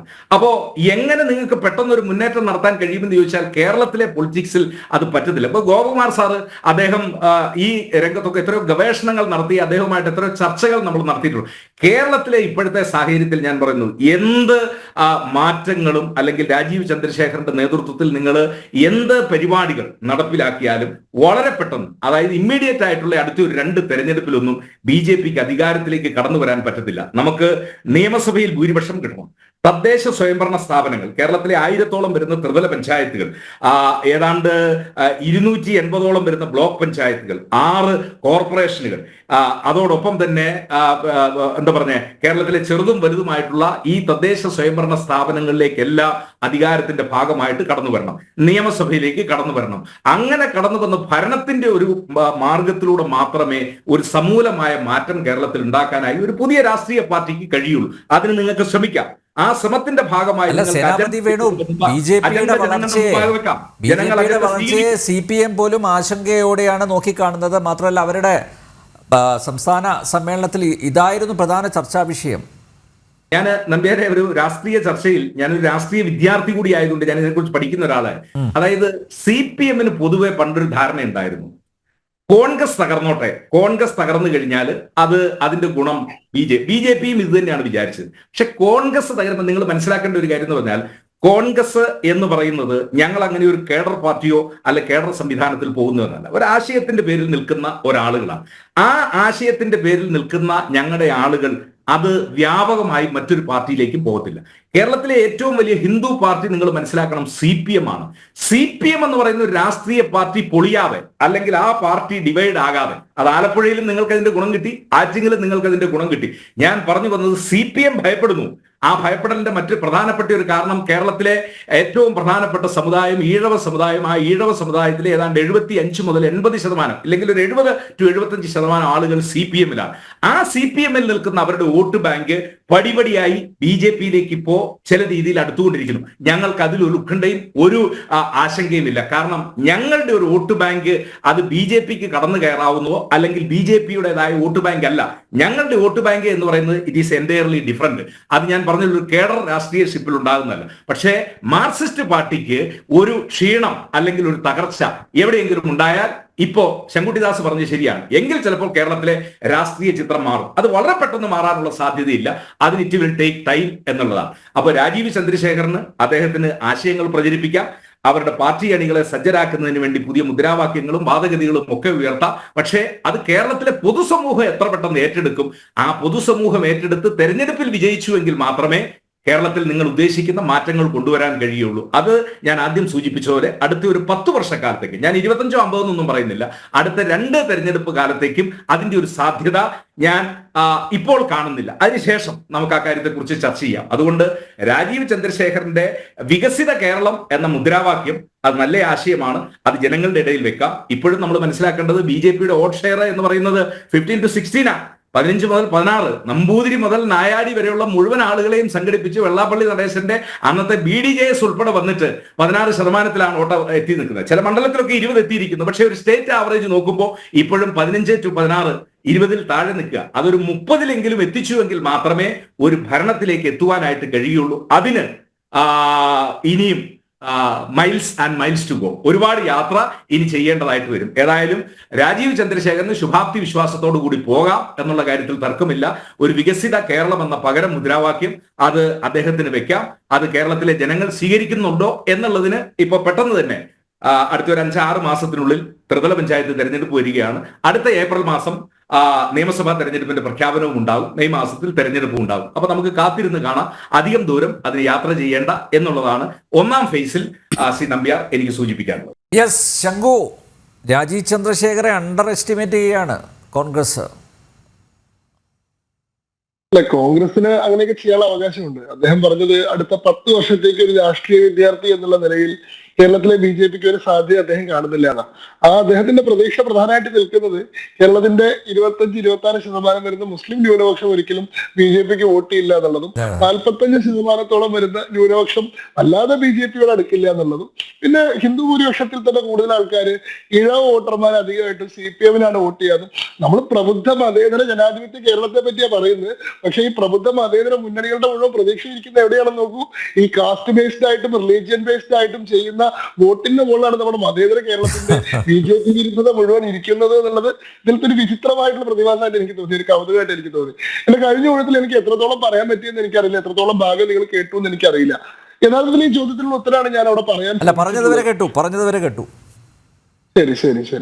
ശ്രീ സേനാപതി വേണനോട് എനിക്ക് ചോദിക്കാനുള്ളത്, അങ്ങനെ രാഷ്ട്രീയ വിദ്യാർത്ഥി ത്രിപുരയിൽ BJP അധികാരത്തിൽ വരുമെന്ന് എന്തടിസ്ഥാനത്തിലാണ് പ്രവചിക്കാൻ സാധിക്കുക? അങ്ങനെ രാഷ്ട്രീയ വിദ്യാർത്ഥിക്ക് പ്രവചിക്കാൻ സാധിച്ചിരുന്നോ? വെസ്റ്റ് ബംഗാളിൽ തൃണമൂൽ കോൺഗ്രസ് അധികാരത്തിൽ വരികയും കോൺഗ്രസിനും CPM-നും മേലെയുള്ള വലിയ പാർട്ടിയായിട്ട് 21 സീറ്റുകളോട് കൂടിയിട്ട് പ്രധാന പ്രതിപക്ഷമായിട്ട് BJP വരുമെന്നും അങ്ങനെ രാഷ്ട്രീയ വിദ്യാർത്ഥിക്ക് പ്രവചിക്കാൻ സാധിച്ചിരുന്നോ? കേരളത്തിലെ തൃശൂർ മണ്ഡലത്തിൽ BJP ജയിക്കുമെന്നും കേരളത്തിൽ നിന്ന് BJPക്ക് 2024 ഒരു MP ഉണ്ടാവുമെന്നും അങ്ങയിലെ രാഷ്ട്രീയ വിദ്യാർത്ഥിക്ക് പ്രവചിക്കാൻ സാധിച്ചിരുന്നോ? 39 ലക്ഷം വോട്ടുള്ള 15-16% വോട്ടല്ല കേട്ടോ, അത് 2021 കണക്കാണ്. 2021 ഞങ്ങൾക്ക് 2 നിയമസഭാ മണ്ഡലങ്ങളിൽ സ്ഥാനാർത്ഥികൾ ഉണ്ടായിരുന്നില്ല. BJPക്ക് താമര ചിഹ്നത്തിൽ മത്സരിക്കാൻ 2 മണ്ഡലങ്ങളിൽ സ്ഥാനാർത്ഥികൾ ഉണ്ടായിരുന്നില്ല. ആ 2 സ്ഥലങ്ങളിൽ ഞങ്ങൾക്ക് 25,000-അടുത്ത് വോട്ടുകളുള്ള സ്ഥലങ്ങളായിരുന്നു. ആ 50,000 വോട്ട് മൊത്തം കണക്കിൽ വന്നിട്ടില്ല. അതുകൊണ്ടാണ് ഞങ്ങളുടെ വോട്ട് ഷെയർ കുറഞ്ഞു പോയത്. 2024 കണക്ക് പ്രകാരം 19.27% BJPയുടെ വോട്ട് ഷെയർ. 20% ചെറിയ ശതകങ്ങളുടെ ചെറിയ പോയിന്റുകളുടെ മാത്രം വ്യത്യാസം മാത്രമേ ഉള്ളൂ. 39 ലക്ഷം വോട്ടുള്ള 19.27% വോട്ട് ഷെയർ ഉള്ള 11 നിയമസഭാ മണ്ഡലങ്ങളിൽ 1ാം സ്ഥാനത്തുള്ള 8 നിയമസഭാ മണ്ഡലങ്ങളിൽ 2ാം സ്ഥാനത്തുള്ള ഒരു MP ഉള്ള 2 പാർട്ടികളിൽ 2ാം സ്ഥാനത്ത് വന്നിട്ടുള്ള ഒരു പാർട്ടിയായിട്ട് BJP മാറുമെന്ന് നിങ്ങളെ പോലെയുള്ള ഏതെങ്കിലും രാഷ്ട്രീയ വിദ്യാർത്ഥിക്ക് പ്രവചിക്കാൻ സാധിച്ചിരുന്നോ? ഈ രാഷ്ട്രീയം എന്ന് പറയുന്നത് അങ്ങനെയാണ്. അത് എല്ലാ പ്രവചനങ്ങളെയും അസ്ഥാനത്താക്കുന്ന സാധ്യതകളുടെ ഒരു കലയാണ്. നമ്മൾ വളരെ കൃത്യമായിട്ട് ഡാറ്റയും ഡോക്യുമെന്റും ഫാക്റ്റും ഒക്കെ വെച്ച് നടത്തുന്ന പ്രവചനങ്ങളല്ല പലപ്പോഴും അവസാനം യാഥാർത്ഥ്യമായി മാറുന്നത്. ഡൽഹിയിൽ ആം ആദ്മി പാർട്ടിയുടെ നേതൃത്വത്തിൽ സർക്കാർ വരുമെന്ന് ഏത് രാഷ്ട്രീയ പണ്ഡിതനാണ് പ്രവചിക്കാൻ സാധിച്ചത്? അപ്പൊ അങ്ങനെ അസാധ്യങ്ങളായിട്ടുള്ള കാര്യങ്ങൾ സാധിക്കുന്ന ഒരു സ്ഥലമാണ് രാഷ്ട്രീയം. കേരളത്തിലെ BJPക്ക് അങ്ങ് പ്രതീക്ഷിക്കുന്ന അത്ര കാലം കാത്തിരിക്കേണ്ടി വരില്ല. ഈ അടുത്ത തെരഞ്ഞെടുപ്പിൽ തന്നെ വളരെ ശ്രദ്ധേയമായിട്ടുള്ള നേട്ടം ഉണ്ടാക്കാൻ സാധിക്കും. ഒരുപക്ഷെ അതിനടുത്ത വട്ടം ഒരുപക്ഷെ ഭരണത്തിലേറാൻ പോലും സാധിക്കുമെന്നാണ് ഞാൻ പ്രതീക്ഷിക്കുന്നത്. എന്തായാലും ഇന്നത്തെ രാജീവ് ചന്ദ്രശേഖർ മുന്നോട്ട് വെച്ചിട്ടുള്ള വികസിത കേരളം എന്ന് പറയുന്ന മുദ്രാവാക്യത്തെ സംബന്ധിച്ച് മാത്രം ഞാൻ പറയാം. അദ്ദേഹം കേവലം ഒരു രാഷ്ട്രീയ പ്രസംഗം നടത്തുകയല്ല ചെയ്തത്. അദ്ദേഹം വളരെ കൃത്യമായിട്ടൊരു പ്രശ്നം പറയുകയും ആ പ്രശ്നത്തിനുള്ള ഒരു പരിഹാരം നിർദ്ദേശിക്കുകയും ആ പരിഹാരത്തിലേക്ക് എത്തിച്ചേരാനുള്ള ഒരു മാർഗം പറയുകയാണ് ചെയ്തത്. 15 മിനിറ്റ് മാത്രം നീണ്ട പ്രസംഗമാണ്. പക്ഷെ വളരെ കൃത്യമായിട്ട് അദ്ദേഹം എന്താണ് താൻ പറയാൻ ശ്രമിക്കുന്നതെന്ന് കൺവേ ചെയ്തു. അദ്ദേഹം പറഞ്ഞ എന്താണ്? കഴിഞ്ഞ 10 വർഷത്തെ കേരളത്തിന്റെ കഥ എന്ന് പറയുന്നത് 2004 മുതൽ 2014 വരെയുള്ള ഇന്ത്യയുടെ കഥയാണ്. 2004 മുതൽ 2014 വരെയുള്ള UPA ഭരണകാലത്തുള്ള ഇന്ത്യയെ പറ്റി നമ്മളിപ്പോ പറയാറുള്ളത് ലോസ്റ്റ് ഡെക്കേഡ് എന്നാണ്, നഷ്ടപ്പെട്ടു പോയിട്ടുള്ള ദശകം എന്നുള്ളതാണ്. എത്രയോ സാധ്യതകൾ ഉണ്ടായിരുന്ന, ലോകത്തിന്റെ നെറുകയിൽ എത്താനുള്ള അവസരങ്ങൾ ഉണ്ടായിരുന്ന ഒരു കാലഘട്ടത്തെ കളഞ്ഞു കുളിച്ചുകൊണ്ട് രാജ്യം എന്ന് പറഞ്ഞാൽ അഴിമതിയുടെ കൂത്തരങ്ങായി മാറിയിട്ടുള്ള, തൊഴിലില്ലായ്മയും പണപ്പെരുപ്പവും ഒക്കെ രൂക്ഷമായി മാറിയിട്ടുള്ള, ഭീകരവാദത്തോട് വളരെ മൃദുവായിട്ടുള്ള സമീപനം പുലർത്തുന്ന, മുംബൈ താജ് അറ്റാക്കിന്റെ ഉത്തരവാദി പാകിസ്ഥാനല്ല ഹിന്ദുത്വ ഭീകരവാദികളാണെന്ന് ആരോപിക്കുന്ന അത്രയും നെറികെട്ട രാഷ്ട്രീയ നിലവാരത്തിലേക്ക് പതിച്ചു പോയിരുന്ന ഒരു കാലഘട്ടം ഉണ്ടായിരുന്നു. അന്ന് നമ്മുടെ എക്കോണമിയെ പറ്റിയിട്ട് ലോകബാങ്കും IMF ഒക്കെ പറഞ്ഞിരുന്നത് ഫ്രജൈൽ 5 എക്കോണമി എന്ന, ലോകത്തെ ഏറ്റവും ദുർബലമായിട്ടുള്ള, ഏത് നിമിഷവും തകരാൻ സാധ്യതയുള്ള 5 എക്കോണമികളിൽ ഒന്നായിട്ട് ഇന്ത്യയുടെ എക്കോണമി കണക്കാക്കപ്പെട്ടിരുന്നു. വളർച്ചാ നിരക്ക് റെക്കോർഡ് താഴ്ചയിലായിരുന്നു. അഴിമതിയുടെ കഥകൾ എല്ലാ ദിവസത്തെയും പത്രമാധ്യമങ്ങളിൽ ഏറ്റവും പ്രധാനപ്പെട്ട സ്ഥാനം അലങ്കരിച്ചിരുന്നു. 2G കുംഭകോണം ആയിക്കോട്ടെ, കൽക്കരി കുംഭകോണം ആയിക്കോട്ടെ, അതല്ലെങ്കിൽ ചോപ്പർ കുംഭകോണം ആയിക്കോട്ടെ, ടെട്രാട്രക്ക് കുംഭകോണം ആയിക്കോട്ടെ, A to Z വരെയുള്ള ഏത് അക്ഷരം എടുത്താലും ആ അക്ഷരത്തിൽ തുടങ്ങുന്ന ഒരു കുംഭകോണം ഈ നാട്ടിൽ നിന്ന് ഉണ്ടായിരുന്നു. അതേപോലെ തന്നെ ഭീകരത, എല്ലാ പ്രധാനപ്പെട്ട നഗരങ്ങളുടെയും പേരിൽ ഓരോ സ്ഫോടനം. ബോംബെ എടുത്തു കഴിഞ്ഞാൽ ബോംബെ സ്ഫോടനം, ഡൽഹി എടുത്തു കഴിഞ്ഞാൽ ഡൽഹി സ്ഫോടനം, ഹൈദരാബാദ് എടുത്താൽ ഹൈദരാബാദ് സ്ഫോടനം, ബാംഗ്ലൂർ എടുത്താൽ ബാംഗ്ലൂർ സ്ഫോടനം, എല്ലാ പ്രധാനപ്പെട്ട നഗരങ്ങളുടെയും പേരിൽ സ്ഫോടനങ്ങൾ ഉണ്ടായിരുന്നു. അങ്ങനെ വളരെ മോശപ്പെട്ട ഒരു അവസ്ഥയിൽ നിന്നാണ് 2014 BJPയുടെ നേതൃത്വത്തിൽ, നരേന്ദ്രമോദിയുടെ നേതൃത്വത്തിലുള്ള NDA സർക്കാർ അധികാരത്തിലേറുന്നത്. പിന്നീടുള്ള 10 വർഷത്തെ ഇന്ത്യയുടെ വളർച്ചയുടെ കഥ, ഇന്ത്യയുടെ ഗ്രോത്ത് സ്റ്റോറി, ഇന്ത്യയുടെ ഡെവലപ്മെന്റ് സ്റ്റോറി എന്ന് പറയുന്നത് ഇന്ന് ലോകം മുഴുവൻ അംഗീകരിച്ചിട്ടുള്ളതാണ്. ലോകത്തിന് മുഴുവൻ മുന്നിൽ വളരെ ഗരിമയുള്ള, വളരെ വരിഷ്ഠമായിട്ടുള്ള, വളരെ ബഹുമാന്യമായിട്ടുള്ള, ആദരണീയമായിട്ടുള്ള സ്ഥാനത്തിലേക്ക് ഇന്ത്യ എത്തിയിട്ടുണ്ട്. ഫ്രജൈൽ 5 എക്കോണമി എന്ന് പറഞ്ഞിരുന്ന അതേ ഇന്ത്യ ഇന്ന് 10 കൊല്ലം കൊണ്ട് ലോകത്തെ ഏറ്റവും ശക്തമായിട്ടുള്ള 3ാമത്തെ എക്കോണമിയായി മാറി. ഈ പറയുന്ന പണപ്പെരുപ്പത്തിന്റെ കാര്യത്തിൽ പണപ്പെരുപ്പം പിടിച്ചുകെട്ടാൻ നമുക്ക് സാധിച്ചു. തൊഴിലില്ലായ്മ നിരക്ക് 10% താഴേക്ക് എത്തിക്കാൻ നമുക്ക് സാധിച്ചു. അതേപോലെ തന്നെ ഈ വളർച്ചാ നിരക്കിന്റെ കാര്യം എടുത്തു കഴിഞ്ഞാൽ കോവിഡിന് ശേഷം, കൊറോണയ്ക്ക് ശേഷം ലോകത്തിന്റെ എല്ലാ രാജ്യങ്ങളും വളർച്ചാ നിരക്കിൽ കുറവ് രേഖപ്പെടുത്തിയ സമയത്ത് ഇന്ത്യയിൽ മാത്രമാണ് വളർച്ചാ നിരക്ക് സ്റ്റേറ്റിക്കായിട്ട് നിർത്താൻ സാധിച്ചത്. അത് IMF പറഞ്ഞത് the only bright spot in an otherwise dark world എന്നാ പറഞ്ഞത്. ഇരുണ്ടുകൂടിയിരിക്കുന്ന ലോകത്തിലെ പ്രതീക്ഷയുടെ, പ്രത്യാശയുടെ വെളിച്ചമുള്ള ഒരേ ഇടം ഇന്ന് ഇന്ത്യ IMF വിശേഷിപ്പിക്കുന്ന സാഹചര്യം ഉണ്ടായി. അപ്പൊ ഇന്ത്യ കഴിഞ്ഞ 10 വർഷം കൊണ്ട് ഈ പറയുന്ന ലോസ്റ്റ് ഡെക്കേഡിന്റെ എല്ലാ കെടുതികളെയും അതിജീവിച്ചുകൊണ്ട് നരേന്ദ്രമോദിയുടെ നേതൃത്വത്തിൽ വളർന്നു. അതേപോലത്തെ ഒരു സാധ്യത കേരളത്തിനുണ്ട്. കാരണം 2004 മുതൽ 2014 വരെ എന്തായിരുന്നു ഇന്ത്യയുടെ കഥ? അതാണ് 2016 മുതൽ ഈ 2025 വരെ ഭരിച്ചിട്ടുള്ള പിണറായി വിജയന്റെ കീഴിലുള്ള കേരളത്തിന്റെ കഥ. ഇത് നമ്മുടെ നഷ്ടപ്പെട്ടു പോയിട്ടുള്ള ദശകമാണ്. എത്രയോ സാധ്യതകൾ ഉണ്ടായിരുന്ന ഒരു കാലഘട്ടത്തെ അഴിമതിക്കും കെടുകാര്യസ്ഥതയ്ക്കും ഈ പറയുന്ന ഭീകരവാദത്തെ പാലൂട്ടാൻ വേണ്ടിയിട്ടാണെങ്കിലും അശ്രദ്ധമായിട്ടുള്ള ഭരണം കൊണ്ടാണെങ്കിലും ഒക്കെ നഷ്ടപ്പെടുത്തി കളയുകയും രാജ്യത്തിന്റെ എല്ലാ ശരാശരികളിലും ഏറ്റവും താഴെയായിട്ട് കേരളം നിൽക്കുന്ന ഒരു സാഹചര്യം സൃഷ്ടിക്കുകയാണ് ഇവിടെ ചെയ്തിട്ടുള്ളത്. അപ്പോ ഈ സാഹചര്യത്തിലും ഇതേപോലെ എങ്ങനെയാണോ ഇന്ത്യയുടെ ഇങ്ങനെ ഒരു മോശ അവസ്ഥയിൽ നരേന്ദ്രമോദിയുടെ നേതൃത്വത്തിലുള്ള BJP സർക്കാർ അതിനൊരു ഡെവലപ്മെന്റ് കൊണ്ടുവന്നത്, അതേ മട്ടിൽ പിണറായി വിജയൻ കഴിഞ്ഞ 10 വർഷം ഭരിച്ചു മുടിച്ചിട്ടുള്ള കേരളം 2025 2014 ഇന്ത്യക്ക് സമാനമായി നിൽക്കുന്ന ഈ കേരളത്തെ ഒരു ഓൾട്ടർനേറ്റീവ് ആയിട്ട് നമുക്ക് വെക്കാനുള്ളത് BJP മാത്രമാണ്. അങ്ങനെ BJPയുടെ നേതൃത്വത്തിൽ ഒരു വികസനം കേരളത്തിൽ സാധിപ്പിച്ചു കഴിഞ്ഞാൽ ഈ പറയുന്ന കാര്യങ്ങളെല്ലാം പഴയ കഥയാക്കിയിട്ട് വികസിക്കുന്ന ഭാരതത്തിനൊപ്പത്തിനൊപ്പം നിൽക്കുന്ന ഒരു സൃഷ്ടിക്കാൻ സാധിക്കും. ത്തിനൊപ്പം നിൽക്കുന്ന ഒരു വികസിത കേരളത്തെയും നമുക്ക് സൃഷ്ടിക്കാൻ സാധിക്കും എന്നുള്ളതാണ്. അതേ കൃത്യമായ കണക്കുകളുടെ അടിസ്ഥാനത്തിലാണ് ഈ കാര്യം പറയുന്നത്. ഈ പ്രശ്നം പറയുമ്പോൾ നിങ്ങൾ ആലോചിക്കണം, റീറ്റെയിൽ ഇൻഫ്ലേഷനിൽ ഇന്ന് ഇന്ത്യയുടെ റീറ്റെയിൽ ഇൻഫ്ലേഷന്റെ ദേശീയ ശരാശരി എന്ന് പറയുന്നത് 3.5% ആണെങ്കിൽ, 3% താഴെയാണെങ്കിൽ കേരളത്തിലെ മാത്രം റീറ്റെയിൽ ഇൻഫ്ലേഷൻ നിരക്ക് എന്ന് പറയുന്നത് 7%. രാജ്യത്തെ ഏറ്റവും കൂടുതൽ റീറ്റെയിൽ ഇൻഫ്ലേഷൻ ഉള്ളത് കേരളത്തിലാണ്. അതേപോലെ തന്നെ വളർച്ചാ നിരക്ക് എടുത്തു കഴിഞ്ഞാൽ RBIയുടെ ലാസ്റ്റ് സ്റ്റഡി ഉണ്ട്. RBIയുടെ സ്റ്റഡി റിപ്പോർട്ടിൽ പറയുന്നു ഇന്ത്യയുടെ മറ്റ് സംസ്ഥാനങ്ങളെ അപേക്ഷിച്ച് നോക്കുമ്പോൾ ഏറ്റവും കുറച്ച് വളർച്ചാ നിരക്ക് രേഖപ്പെടുത്തിയിട്ടുള്ളത് കേരളത്തിലാണ്. കേരളത്തിന്റെ വളർച്ചാ നിരക്ക് എന്ന് പറയുന്നത് 3.5% താഴെയാണ്. അതേസമയത്ത് ഗുജറാത്തിന്റെ വളർച്ചാ നിരക്ക് 6.5%. തമിഴ്നാട്, ആന്ധ്ര തുടങ്ങിയുള്ള സംസ്ഥാനങ്ങളുടെ വളർച്ചാ നിരക്ക് എന്ന് പറയുന്നത് 5.5%. ഇങ്ങനെ തൊട്ടടുത്തുള്ള സംസ്ഥാനങ്ങളെല്ലാം വളർച്ചാ നിരക്കിൽ, കാരണം എന്താണ്, നരേന്ദ്രമോദിയുടെ മേക്ക് ഇൻ ഇന്ത്യ പദ്ധതിയുടെ ഭാഗമായിട്ട് ലോകത്തിന്റെ എല്ലാ ഭാഗത്തു നിന്നുമുള്ള ആളുകൾ ഇന്ത്യയിൽ വന്ന് നിക്ഷേപം നടത്തുന്നു, എല്ലാ സംസ്ഥാനങ്ങളിലും പുതിയ ഫാക്ടറികൾ തുടങ്ങുന്നു, എല്ലായിടത്തും ഇൻവെസ്റ്റ്മെന്റ് വരുന്നു. കേരളത്തിൽ മാത്രം ഇൻവെസ്റ്റ്മെന്റ് വരുന്നില്ല. നമ്മൾ വലിയ നിക്ഷേപക സംഗമമൊക്കെ നടത്തിയിട്ട് 1,00,000 കോടി കിട്ടി, 10,000 കോടി കിട്ടി എന്ന് പറയുന്നല്ലാണ്ട് ഇതൊന്നും യാഥാർത്ഥ്യമാവുന്നില്ല. ഇവിടെയുള്ള ഈ നോക്കുകൂലി, ഈ പറയുന്ന തൊഴിലാളി സംഘടനകളുടെ ഗുണ്ടായുസവും കാരണം നിക്ഷേപകർ കേരളം വിട്ട് ഓടിപ്പോകുന്ന, കിറ്റക്സ് പോലെയുള്ള നിക്ഷേപകർ കേരളം വിട്ട് ഓടിപ്പോകുന്ന സാഹചര്യമാണ് ഉണ്ടായത്. അതുകൊണ്ട് കേരളത്തിന്റെ വളർച്ചാ നിരക്ക് ഇന്ത്യയിലെ ഏറ്റവും കുറവായി രേഖപ്പെടുത്തിയിട്ടുള്ള കാലമാണിത്. അതേപോലെ തൊഴിലില്ലായ്മ നിരക്ക് നോക്കൂ. തൊഴിലില്ലായ്മ നിരക്കിനെ സംബന്ധിച്ച് ലേബർ ഡിപ്പാർട്ട്മെന്റിന്റെ സ്റ്റഡി ഉണ്ട്. അതിൽ പറയുന്നത് ഇന്ത്യയുടെ മൊത്തം തൊഴിലില്ലായ്മ നിരക്ക് 10% താഴെയാണെങ്കിൽ കേരളത്തിൽ മാത്രം തൊഴിലില്ലായ്മ നിരക്ക് എന്ന് പറയുന്നത് 30% മേലെയാണ്. അതായത് 1/3 മലയാളിക്ക് പണിയില്ലാത്ത അവസ്ഥയാണ്. മലയാളികൾ കൂട്ടത്തോട് കേരളം വിട്ട് പോകുന്ന അവസ്ഥയാണ്. യുവാക്കളെല്ലാം കേരളം വിട്ട് മറ്റു രാജ്യങ്ങളിലേക്ക് പലായനം ചെയ്തുകൊണ്ടിരിക്കുകയാണ്. ഇവിടുത്തെ യൂണിവേഴ്സിറ്റികളിലും കോളേജുകളിലും ആവശ്യത്തിന് സീറ്റ് നിറയ്ക്കാനുള്ള കുട്ടികൾ പോലും ഇല്ല. 30 to 40% സീറ്റുകൾ വേക്കന്റ് ആയിട്ട് കിടക്കുകയാണ്. അപ്പൊ അത്രയും രൂക്ഷമായിട്ടുള്ള തൊഴിലില്ലായ്മ നിരക്കുണ്ട്, നിക്ഷേപമില്ലാത്ത സാഹചര്യമുണ്ട്. അഴിമതിയുടെ കാര്യമാണെങ്കിൽ പറയേണ്ട ആവശ്യമില്ല. മുഖ്യമന്ത്രിയുടെ മകള് തന്നെ സീരിയസ് ഫ്രോഡ് ഇൻവെസ്റ്റിഗേഷൻ നേരിട്ടുകൊണ്ടിരിക്കുന്ന ഒരു കാലഘട്ടത്തിലാണ് നമ്മൾ ജീവിക്കുന്നത്. അതായത് മുഖ്യമന്ത്രിയുടെ മകൾക്ക് കപ്പം കൊടുത്താൽ മാത്രമേ, മാസപ്പടി കൊടുത്താൽ മാത്രമേ കമ്പനികൾക്ക് കേരളത്തിൽ പ്രവർത്തിക്കാൻ പറ്റുള്ളൂ. നാഷണൽ GST, സ്റ്റേറ്റ് GST ഒക്കെ കഴിഞ്ഞാൽ പിന്നീട് ഒരു VST കൂടി കൊടുത്താൽ മാത്രമേ കമ്പനികൾക്ക് പ്രവർത്തിക്കാൻ സാധിക്കുള്ളൂ. അതുകൊണ്ട് ഒരു സർവീസും ഇല്ലാണ്ട് 1.72 ലക്ഷം കോടിയൊക്കെ ആളുകൾ വെറുതെ കൊടുത്തുകൊണ്ടിരിക്കുകയാണ് ഇവർക്ക്. മുഖ്യമന്ത്രിയുടെ മുൻ ചീഫ് പ്രിൻസിപ്പൽ സെക്രട്ടറി ആയിട്ടുള്ള എബ്രഹാം എന്ന് പറയുന്ന ആൾക്കെതിരെ അനധികൃത ധനസമ്പാദനത്തിന് കേസെടുക്കണമെന്ന് ഹൈക്കോടതി നിർദ്ദേശിച്ചിരിക്കുകയാണ്. മുഖ്യമന്ത്രിയുടെ മറ്റൊരു പ്രിൻസിപ്പൽ അഡ്വൈസറായിരുന്ന ആള് സ്വർണ്ണക്കടത്തുമായി ബന്ധപ്പെട്ട കേസിൽ ജയിലിലായിരുന്നു ഏറെക്കാലം. ഇപ്പോഴാണ് ജാമ്യത്തിൽ ഇറങ്ങിയത്. മുഖ്യമന്ത്രിയുടെ ഏറ്റവും വിശ്വസ്തനായിട്ടുള്ള PA രവീന്ദ്രൻ എന്ന് പറയുന്ന ആള് കഴിഞ്ഞ 10 വർഷത്തിനിടെ ഉണ്ടായിട്ടുള്ള അനധികൃത സമ്പാദനത്തിന്റെ പേരിൽ EDയുടെ കേസ് നേരിട്ടുകൊണ്ടിരിക്കുകയാണ്. മുഖ്യമന്ത്രിയുടെ പേര് തന്നെ ഇൻകം ടാക്സ് ഡിപ്പാർട്ട്മെന്റിന്റെ സെറ്റിൽമെന്റ് ബോർഡ് പുറത്തിറക്കിയിട്ടുള്ള ഈ മാസപ്പടി രജിസ്റ്ററിൽ PV എന്ന പേരിൽ ഈ പറയുന്ന CMRL എന്ന് പറയുന്ന കമ്പനി മാസപ്പടി കൊടുത്തിരുന്ന ഒരാളായിട്ട് PV എന്ന പേര് റെക്കോർഡ് ചെയ്യപ്പെട്ടിട്ടുണ്ട്. അങ്ങനെ മുഖ്യമന്ത്രിയുടെ തന്നെ നേതൃത്വത്തിൽ നടക്കുന്ന എല്ലാ ഉദ്യോഗസ്ഥന്മാരും ഉൾപ്പെട്ടിട്ടുള്ള ഒരു അഴിമതി സിൻഡിക്കേറ്റ് കേരളത്തിൽ ശക്തി പ്രാപിച്ചിട്ടുള്ള ഒരു അധോലോകമായി പ്രവർത്തിച്ചുകൊണ്ടിരിക്കുന്ന ഒരു കാലഘട്ടമാണ്.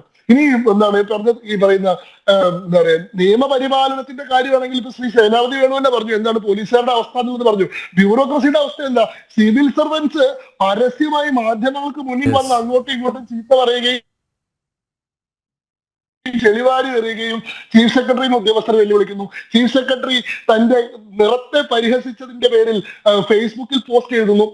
ഇങ്ങനെ ബ്യൂറോക്രസി ഇങ്ങനെ ഇത്രയും നിർലജ്ജമായിട്ട് ജനങ്ങൾക്ക് മുമ്പിൽ പരിഹാസ്യരായി നിന്നിട്ടുള്ള, കാരണം യഥാർത്ഥ പ്രശ്നങ്ങളിൽ നിന്ന് ശ്രദ്ധ തിരിക്കാൻ വേണ്ടിയിട്ടാണ് ഇത്തരത്തിലുള്ള പൊടിക്കൈകളും ഗിമ്മിക്കുകളൊക്കെ ഇവർ നടത്തുന്നതെന്ന് ആലോചിക്കണം. അതേപോലെ തന്നെ ക്ഷേമ പെൻഷനുകൾ വർഷങ്ങളായിട്ട് മുടങ്ങി കിടക്കുന്നു. ഉദ്യോഗാർത്ഥികൾ സെക്രട്ടേറിയറ്റിന് മുന്നിൽ നിന്ന് സമരം ചെയ്യേണ്ട അവസ്ഥ വരികയാണ്. രാജീവ് ചന്ദ്രശേഖർ ഇന്ന് പറഞ്ഞു, നിങ്ങൾ എന്തോ 9ാം വാർഷികാഘോഷമാണ് നടത്തുന്നത്, നിങ്ങൾക്ക് എങ്ങനെയാണ് ആഘോഷിക്കാൻ സാധിക്കുന്നത്? അതായത് വനിതാ CPOമാർ കഴിഞ്ഞ ദിവസം വരെ സെക്രട്ടേറിയറ്റിന്റെ പടിക്കൽ സമരം ചെയ്തിട്ട് ഞങ്ങൾക്ക് ഒരു സാധ്യതയില്ലെന്ന് മനസ്സിലാക്കിയിട്ട് അവരുടെ സ്വപ്നങ്ങൾക്ക് മേലെ റീത്ത് വെച്ച് കണ്ണീരോടുകൂടി മടങ്ങി പോകുമ്പോൾ നമ്മൾ അപ്പുറത്ത് പോയിട്ട് വലിയ ആഘോഷം സംഘടിപ്പിച്ചുകൊണ്ടിരിക്കുകയാണ്. ആശാവർക്കർമാര് 232 രൂപ ഓണറേറിയം കിട്ടുന്ന ആൾക്കാർ ഒരു 100 രൂപ കൂട്ടിത്തരാൻ പറഞ്ഞപ്പോൾ അത് പറ്റില്ലെന്ന് പറഞ്ഞിട്ടുള്ള ആൾക്കാര് അവനവന്റെ 9ാം വാർഷികത്തിന്റെ ആഘോഷം പൊടിപിടിക്കാൻ വേണ്ടി 100 കോടി രൂപ ചെലവഴിച്ചുകൊണ്ടിരിക്കുകയാണ്. അവിടെ പിണറായി വിജയന്റെ ചിത്രമുള്ള ഫ്ലക്സ് ബോർഡുകൾ വെക്കാൻ വേണ്ടി മാത്രം 25 കോടി രൂപ ഗവൺമെന്റ് നീക്കുകയാണ്. അതേ സമയത്ത് തീരദേശ മേഖലയിലുള്ള ആളുകൾ, കഴിഞ്ഞ ദിവസം രാജീവ് ചന്ദ്രശേഖർ തീരദേശ മേഖലകളൊക്കെ സന്ദർശിച്ചിരുന്നു. അവിടെയുള്ള ആളുകൾ ഒരു കടൽ ഭിത്തി നിർമ്മിച്ച് തരണം നടത്തുന്നത് 40 കോടി രൂപ ചെലവ് വരുന്നൊരു കാര്യമാണ്. അത് ചെയ്യാൻ കാശില്ലാത്ത ആൾക്കാരാണ് 100 കോടി രൂപയ്ക്ക് ഫ്ലക്സ് വെച്ചുകൊണ്ടിരിക്കേണ്ടത് ആലോചിക്കണം. മുനമ്പത്തെ ജനങ്ങൾക്ക് 35 കൊല്ലമായിട്ടുണ്ടായിരുന്ന പ്രശ്നത്തിന് പരിഹാരം ചെയ്യാൻ ഇവിടുത്തെ ഇടതുപക്ഷത്തിനോ വലതുപക്ഷത്തിനോ സാധിച്ചിട്ടില്ല. നരേന്ദ്രമോദിയുടെ സർക്കാർ വന്നിട്ട് വഖഫ് ഭേദഗതി നിയമം അവതരിപ്പിച്ചത് മാത്രമാണ് അവരുടെ പ്രശ്നത്തിന് പരിഹാരം ഉണ്ടായത്. എന്നിട്ടും ആ പരിഹാരം അവർക്ക് കിട്ടരുതെന്ന് വിചാരിച്ച് സുപ്രീം കോടതിയിൽ പോയിട്ട് വിധി സ്റ്റേ നടന്നിട്ടുള്ള ആൾക്കാരാണ്. BJP അല്ല, ഞങ്ങളാണ് യഥാർത്ഥ ഓൾട്ടർനേറ്റീവ് എന്ന് പറഞ്ഞുകൊണ്ടിരിക്കുന്നത്. യഥാർത്ഥത്തിൽ ദേശീയ അനുഭവത്തിൽ നമുക്കറിയാം, ഇടതുപക്ഷമായിക്കോട്ടെ കോൺഗ്രസ് ആയിക്കോട്ടെ, ഇവർക്ക് ഈ ജനങ്ങൾക്ക് വേണ്ടി ഒന്നും ചെയ്ത് അവരുടെ പ്രശ്നങ്ങൾ പരിഹരിച്ചിട്ടുള്ള അനുഭവം ഇല്ല. അവരുടെ കീഴിൽ ഭരണത്തിൽ നമ്മൾ വന്നപ്പോഴെല്ലാം, അത് ദേശീയ തലത്തിലായിക്കോട്ടെ സംസ്ഥാന തലത്തിലായിക്കോട്ടെ, അവർക്ക് കീഴിൽ നമ്മൾ ഭരണത്തിൽ വന്നപ്പോഴെല്ലാം നമ്മുടെ ജീവിതം കൂടുതൽ കൂടുതൽ പ്രാരാബ്ധത്തിലേക്കും ദുരിതത്തിലേക്കും പോയിട്ടുള്ള അവസ്ഥയാണുള്ളത്. അതേ സമയത്ത് ഇവിടുത്തെ പ്രൂവൻ ട്രാക്ക് റെക്കോർഡ് ഉണ്ട് BJPക്ക്. ഞങ്ങൾക്ക് 10 വർഷം കിട്ടിക്കഴിഞ്ഞാൽ ഈ പ്രശ്നങ്ങളെല്ലാം പരിഹരിച്ചുകൊണ്ടൊരു വികസനത്തിന്റെ പുതിയ ഗാഥ രചിക്കാനുള്ള ശേഷി ഞങ്ങൾക്ക് ഉണ്ടെന്ന് 10 കൊല്ലം കൊണ്ട് നരേന്ദ്രമോദി സർക്കാർ തെളിയിച്ചിട്ടുണ്ട്. അപ്പൊ പ്രശ്നം മാത്രമല്ല, അതിനുള്ള പരിഹാരം എന്താണ്? ആ പരിഹാരം എന്ന് പറയുന്നത് BJP ഇവിടുത്തെ ജനങ്ങൾ തെരഞ്ഞെടുക്കുക എന്നുള്ളതാണ്. തെരഞ്ഞെടുക്കാൻ സാധ്യതയില്ല എന്നുള്ളത് നിങ്ങളുടെ ആഗ്രഹം, ജനങ്ങൾക്ക് അതല്ലാതെ മറ്റു നിവർത്തിയില്ല എന്നുള്ളത് ഇവിടുത്തെ യാഥാർത്ഥ്യം. ആ യാഥാർത്ഥ്യത്തെ അംഗീകരിച്ചുകൊണ്ട് ജനങ്ങൾ BJP യെ തെരഞ്ഞെടുത്തു കഴിഞ്ഞാൽ മാറ്റമുണ്ടോ? അതിലേക്കുള്ള മാർഗം എന്താണ്? അതിലേക്കുള്ള റൂട്ട് എന്താണ്? അതും രാജീവ് ചന്ദ്രശേഖർ അദ്ദേഹത്തിന്റെ പ്രസംഗത്തിൽ പറയുന്നുണ്ട്. അദ്ദേഹം പറയുന്നു, ഓരോ പ്രവർത്തകനും വികസിത കേരളം എന്ന് പറയുന്ന ഈ മുദ്രാവാക്യത്തിന്റെ അംബാസഡർമാരായിട്ട് ഈ വികസനത്തിന്റെ, ഇന്ത്യയുടെ വികസനത്തിന്റെ കഥയും കേരള BJP-യുടെ വികസനത്തോടുള്ള പ്രതിബദ്ധതയും ജനങ്ങളിലേക്ക് എത്തിക്കണം. ഓരോ BJP-യുടെ പാർട്ടി ഓഫീസും ജനസേവന കേന്ദ്രങ്ങളായിട്ട് മാറണം. കേന്ദ്ര സർക്കാരുമായി ബന്ധപ്പെട്ട പദ്ധതികൾ സാധാരണ ജനങ്ങൾക്ക് അനുഭവവേദ്യമാകണമെങ്കിൽ അവർക്കുള്ള ഹെൽപ്പ് ഡെസ്കുകളായിട്ട് BJP ഓഫീസുകൾ മാറണം. ഇവിടെ എന്താ സ്ഥിതി? ഇവിടെ കേന്ദ്രത്തിന്റെ പദ്ധതികളൊന്നും ജനങ്ങൾക്ക് കിട്ടുന്നില്ലെന്ന് ഉറപ്പുവരുത്താൻ വേണ്ടിയിട്ടാണ് ഈ സർക്കാർ പ്രവർത്തിക്കുന്നത്. പറ്റുന്ന പദ്ധതി മുഴുവൻ അടിച്ചു മാറ്റിയിട്ട് സ്വന്തം പേരിലാക്കും. അങ്ങനെ അടിച്ചു മാറ്റാൻ പറ്റാത്ത പദ്ധതിയാണെങ്കിൽ അതിവിടെ നടപ്പാക്കേണ്ട തീരുമാനിക്കും. ഇപ്പൊ 70 വയസ്സിന് മുകളിൽ പ്രായമുള്ള ആളുകൾക്ക് സൗജന്യ ആരോഗ്യ പരിരക്ഷ കിട്ടുന്ന ആയുഷ്മാൻ ഭാരത് കേരളത്തിൽ നടപ്പാക്കുന്നില്ല. എന്തുകൊണ്ടാ?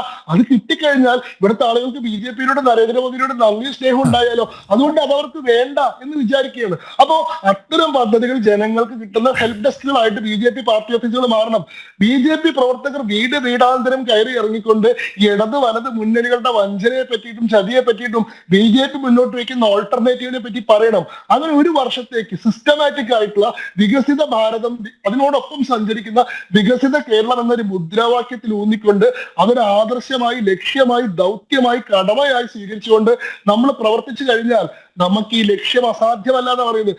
വളരെ വളരെ സ്ട്രാറ്റജിക് ആയിട്ടുള്ള ഒരു പദ്ധതി ഒരു നേതാവിനെ പോലെ അവതരിപ്പിക്കുക അദ്ദേഹം ചെയ്തു. എനിക്ക് ആ പ്രസംഗത്തിൽ ഏറ്റവും ഇഷ്ടപ്പെട്ട ഭാഗം അദ്ദേഹം പറഞ്ഞു, ഞാൻ ഈ വികസിത കേരളം എന്ന് പറയുന്ന പാർട്ടി ഏൽപ്പിച്ചിട്ടുള്ള ദൗത്യം ഇവിടെ പ്രസന്റ് ചെയ്യാൻ വേണ്ടിയിട്ടാണ് വന്നിട്ടുള്ളത്.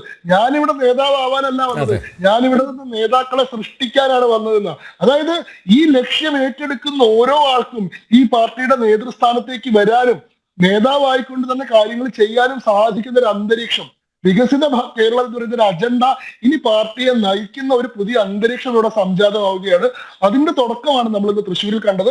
അതിന്റെ പ്രതിഫലനങ്ങൾ ഇനി നമുക്ക് കേരളത്തിൽ ഉടനീളം കാണാൻ സാധിക്കും. ഓക്കെ, ഗോകുമാർ സാർ, അഡ്വക്കേറ്റ് സേനാപതി വേണു പറഞ്ഞത് താങ്കൾ കേട്ടല്ലോ.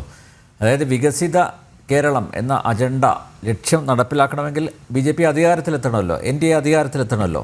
അടുത്ത 10 വർഷത്തിനിടയിൽ അത് നടക്കില്ല എന്നാണ് പറയുന്നത്. അഹങ്കാരത്തിൻ്റെ രാഷ്ട്രീയമല്ലേ ഇടത് വലത് മുന്നണികൾ ഇപ്പോഴും കളിക്കുന്നത്?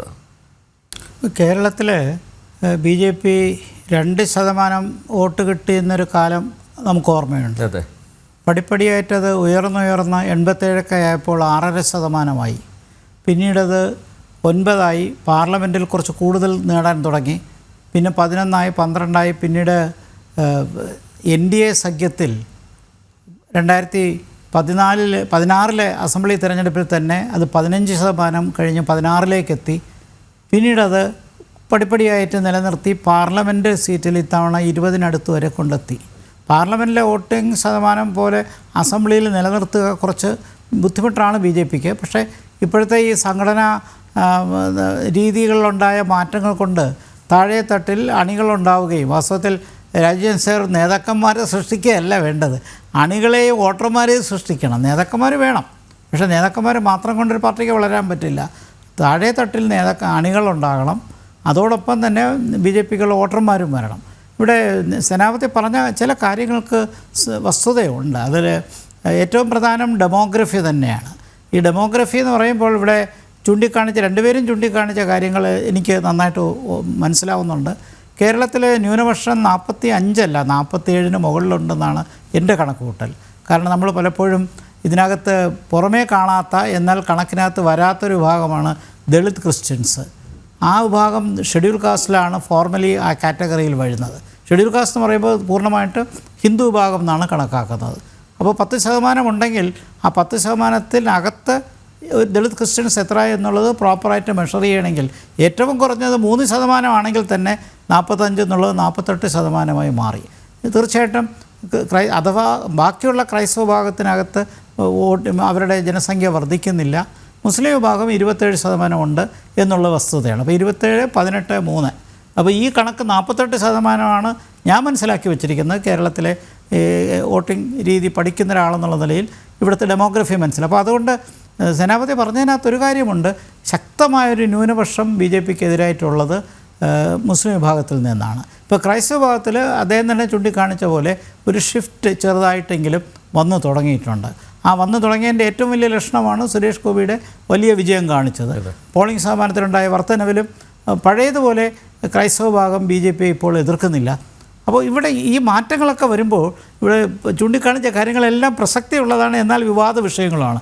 ഉദാഹരണമായിട്ട് ഹിന്ദു പാർട്ടിയാണ് CPM എന്ന് പറയുമ്പോൾ ഞാൻ മനസ്സിലാക്കിയിടത്തോളം 70% ഈഴവരുടെ 65% അങ്ങേ അറ്റം കണക്ക് കൂട്ടിയാൽ CPMന് പോകുന്നത്. ഞങ്ങളുടെ തന്നെ പഴയ കാലത്ത് ഒരു 10 കൊല്ലം മുമ്പ് നടത്തിയ പഠനങ്ങളിൽ പോലും OBC വോട്ടിൻ്റെ ഒരു 65% ലെഫ്റ്റിന് പരമാവധി കിട്ടിയിട്ടുള്ളത്. അത് ഇപ്പോഴത്തെ സാഹചര്യത്തിൽ അത് കുറയാനേ 60 കുറയാനേ 5% താഴോട്ട് വരാനേ സാധ്യതയുള്ളൂ. അതിനെ കോമ്പൻസേറ്റ് ചെയ്യാനാണ് ഇടയ്ക്ക് മൈനോറിറ്റി പൊളിറ്റിക്സിലേക്ക് CPM വന്നതും മുസ്ലിം വോട്ടുകൾ പ്രീണിപ്പിക്കാൻ തുടങ്ങിയതും. അങ്ങനെ അപ്പോൾ ചുരുക്കത്തിൽ എല്ലായിടത്തും മാറ്റങ്ങൾ വന്നു. ആ മാറ്റങ്ങൾ വന്നു എന്ന് പറയാൻ കാരണം ഇപ്പോൾ ക്രൈസ്തവ വോട്ടിൽ തന്നെ ഒരു വിഭാഗം BJPയെ സപ്പോർട്ട് ചെയ്യുന്നുണ്ട്, ബഹുഭൂരിപക്ഷം UDFിൽ തന്നെയാണ്.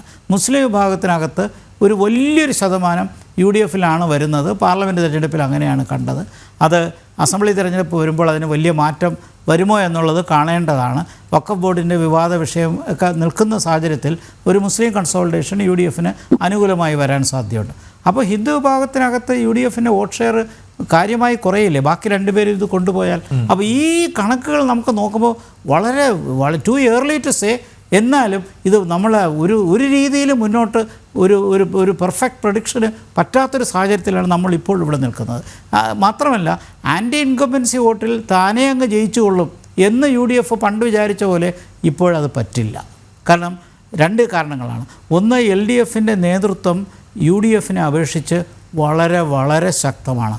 അവരുടെ അണികൾ LDFിൻ്റെ അണികൾ വളരെ ശക്തമായി LDFിനെ പിന്തുണയ്ക്കുന്നുണ്ട്. അതുപോലൊരു പിന്തുണ UDFിൻ്റെ നേതൃത്വത്തിലുമില്ല, അണികളുടെ ഇടയിലുമില്ല. മുസ്ലിം ലീഗ് അല്ലാതെ UDF തിരിച്ച് അധികാരത്തിൽ വരണമെന്ന് ആത്മാർത്ഥമായി ആഗ്രഹിക്കുന്ന ഏത് പോഷക അല്ലെങ്കിൽ ഏത് മുന്നണിയാണ്, ഏത് പാർട്ടികളാണ്, കൊച്ചു പാർട്ടികളാണ് UDFിൻ്റെ കൂടെ ഉള്ളത്? പിന്നെ കോൺഗ്രസിനകത്തുള്ള നേതൃത്വത്തിൽ ഇപ്പോഴും ക്ലാരിറ്റി വരാതെ നിൽക്കുന്ന ഒരു സാഹചര്യമുണ്ട്. അപ്പോൾ മാത്രവുമല്ല BJP മറുവശത്ത് anti incumbency vote പിളർക്കുകയാണ്.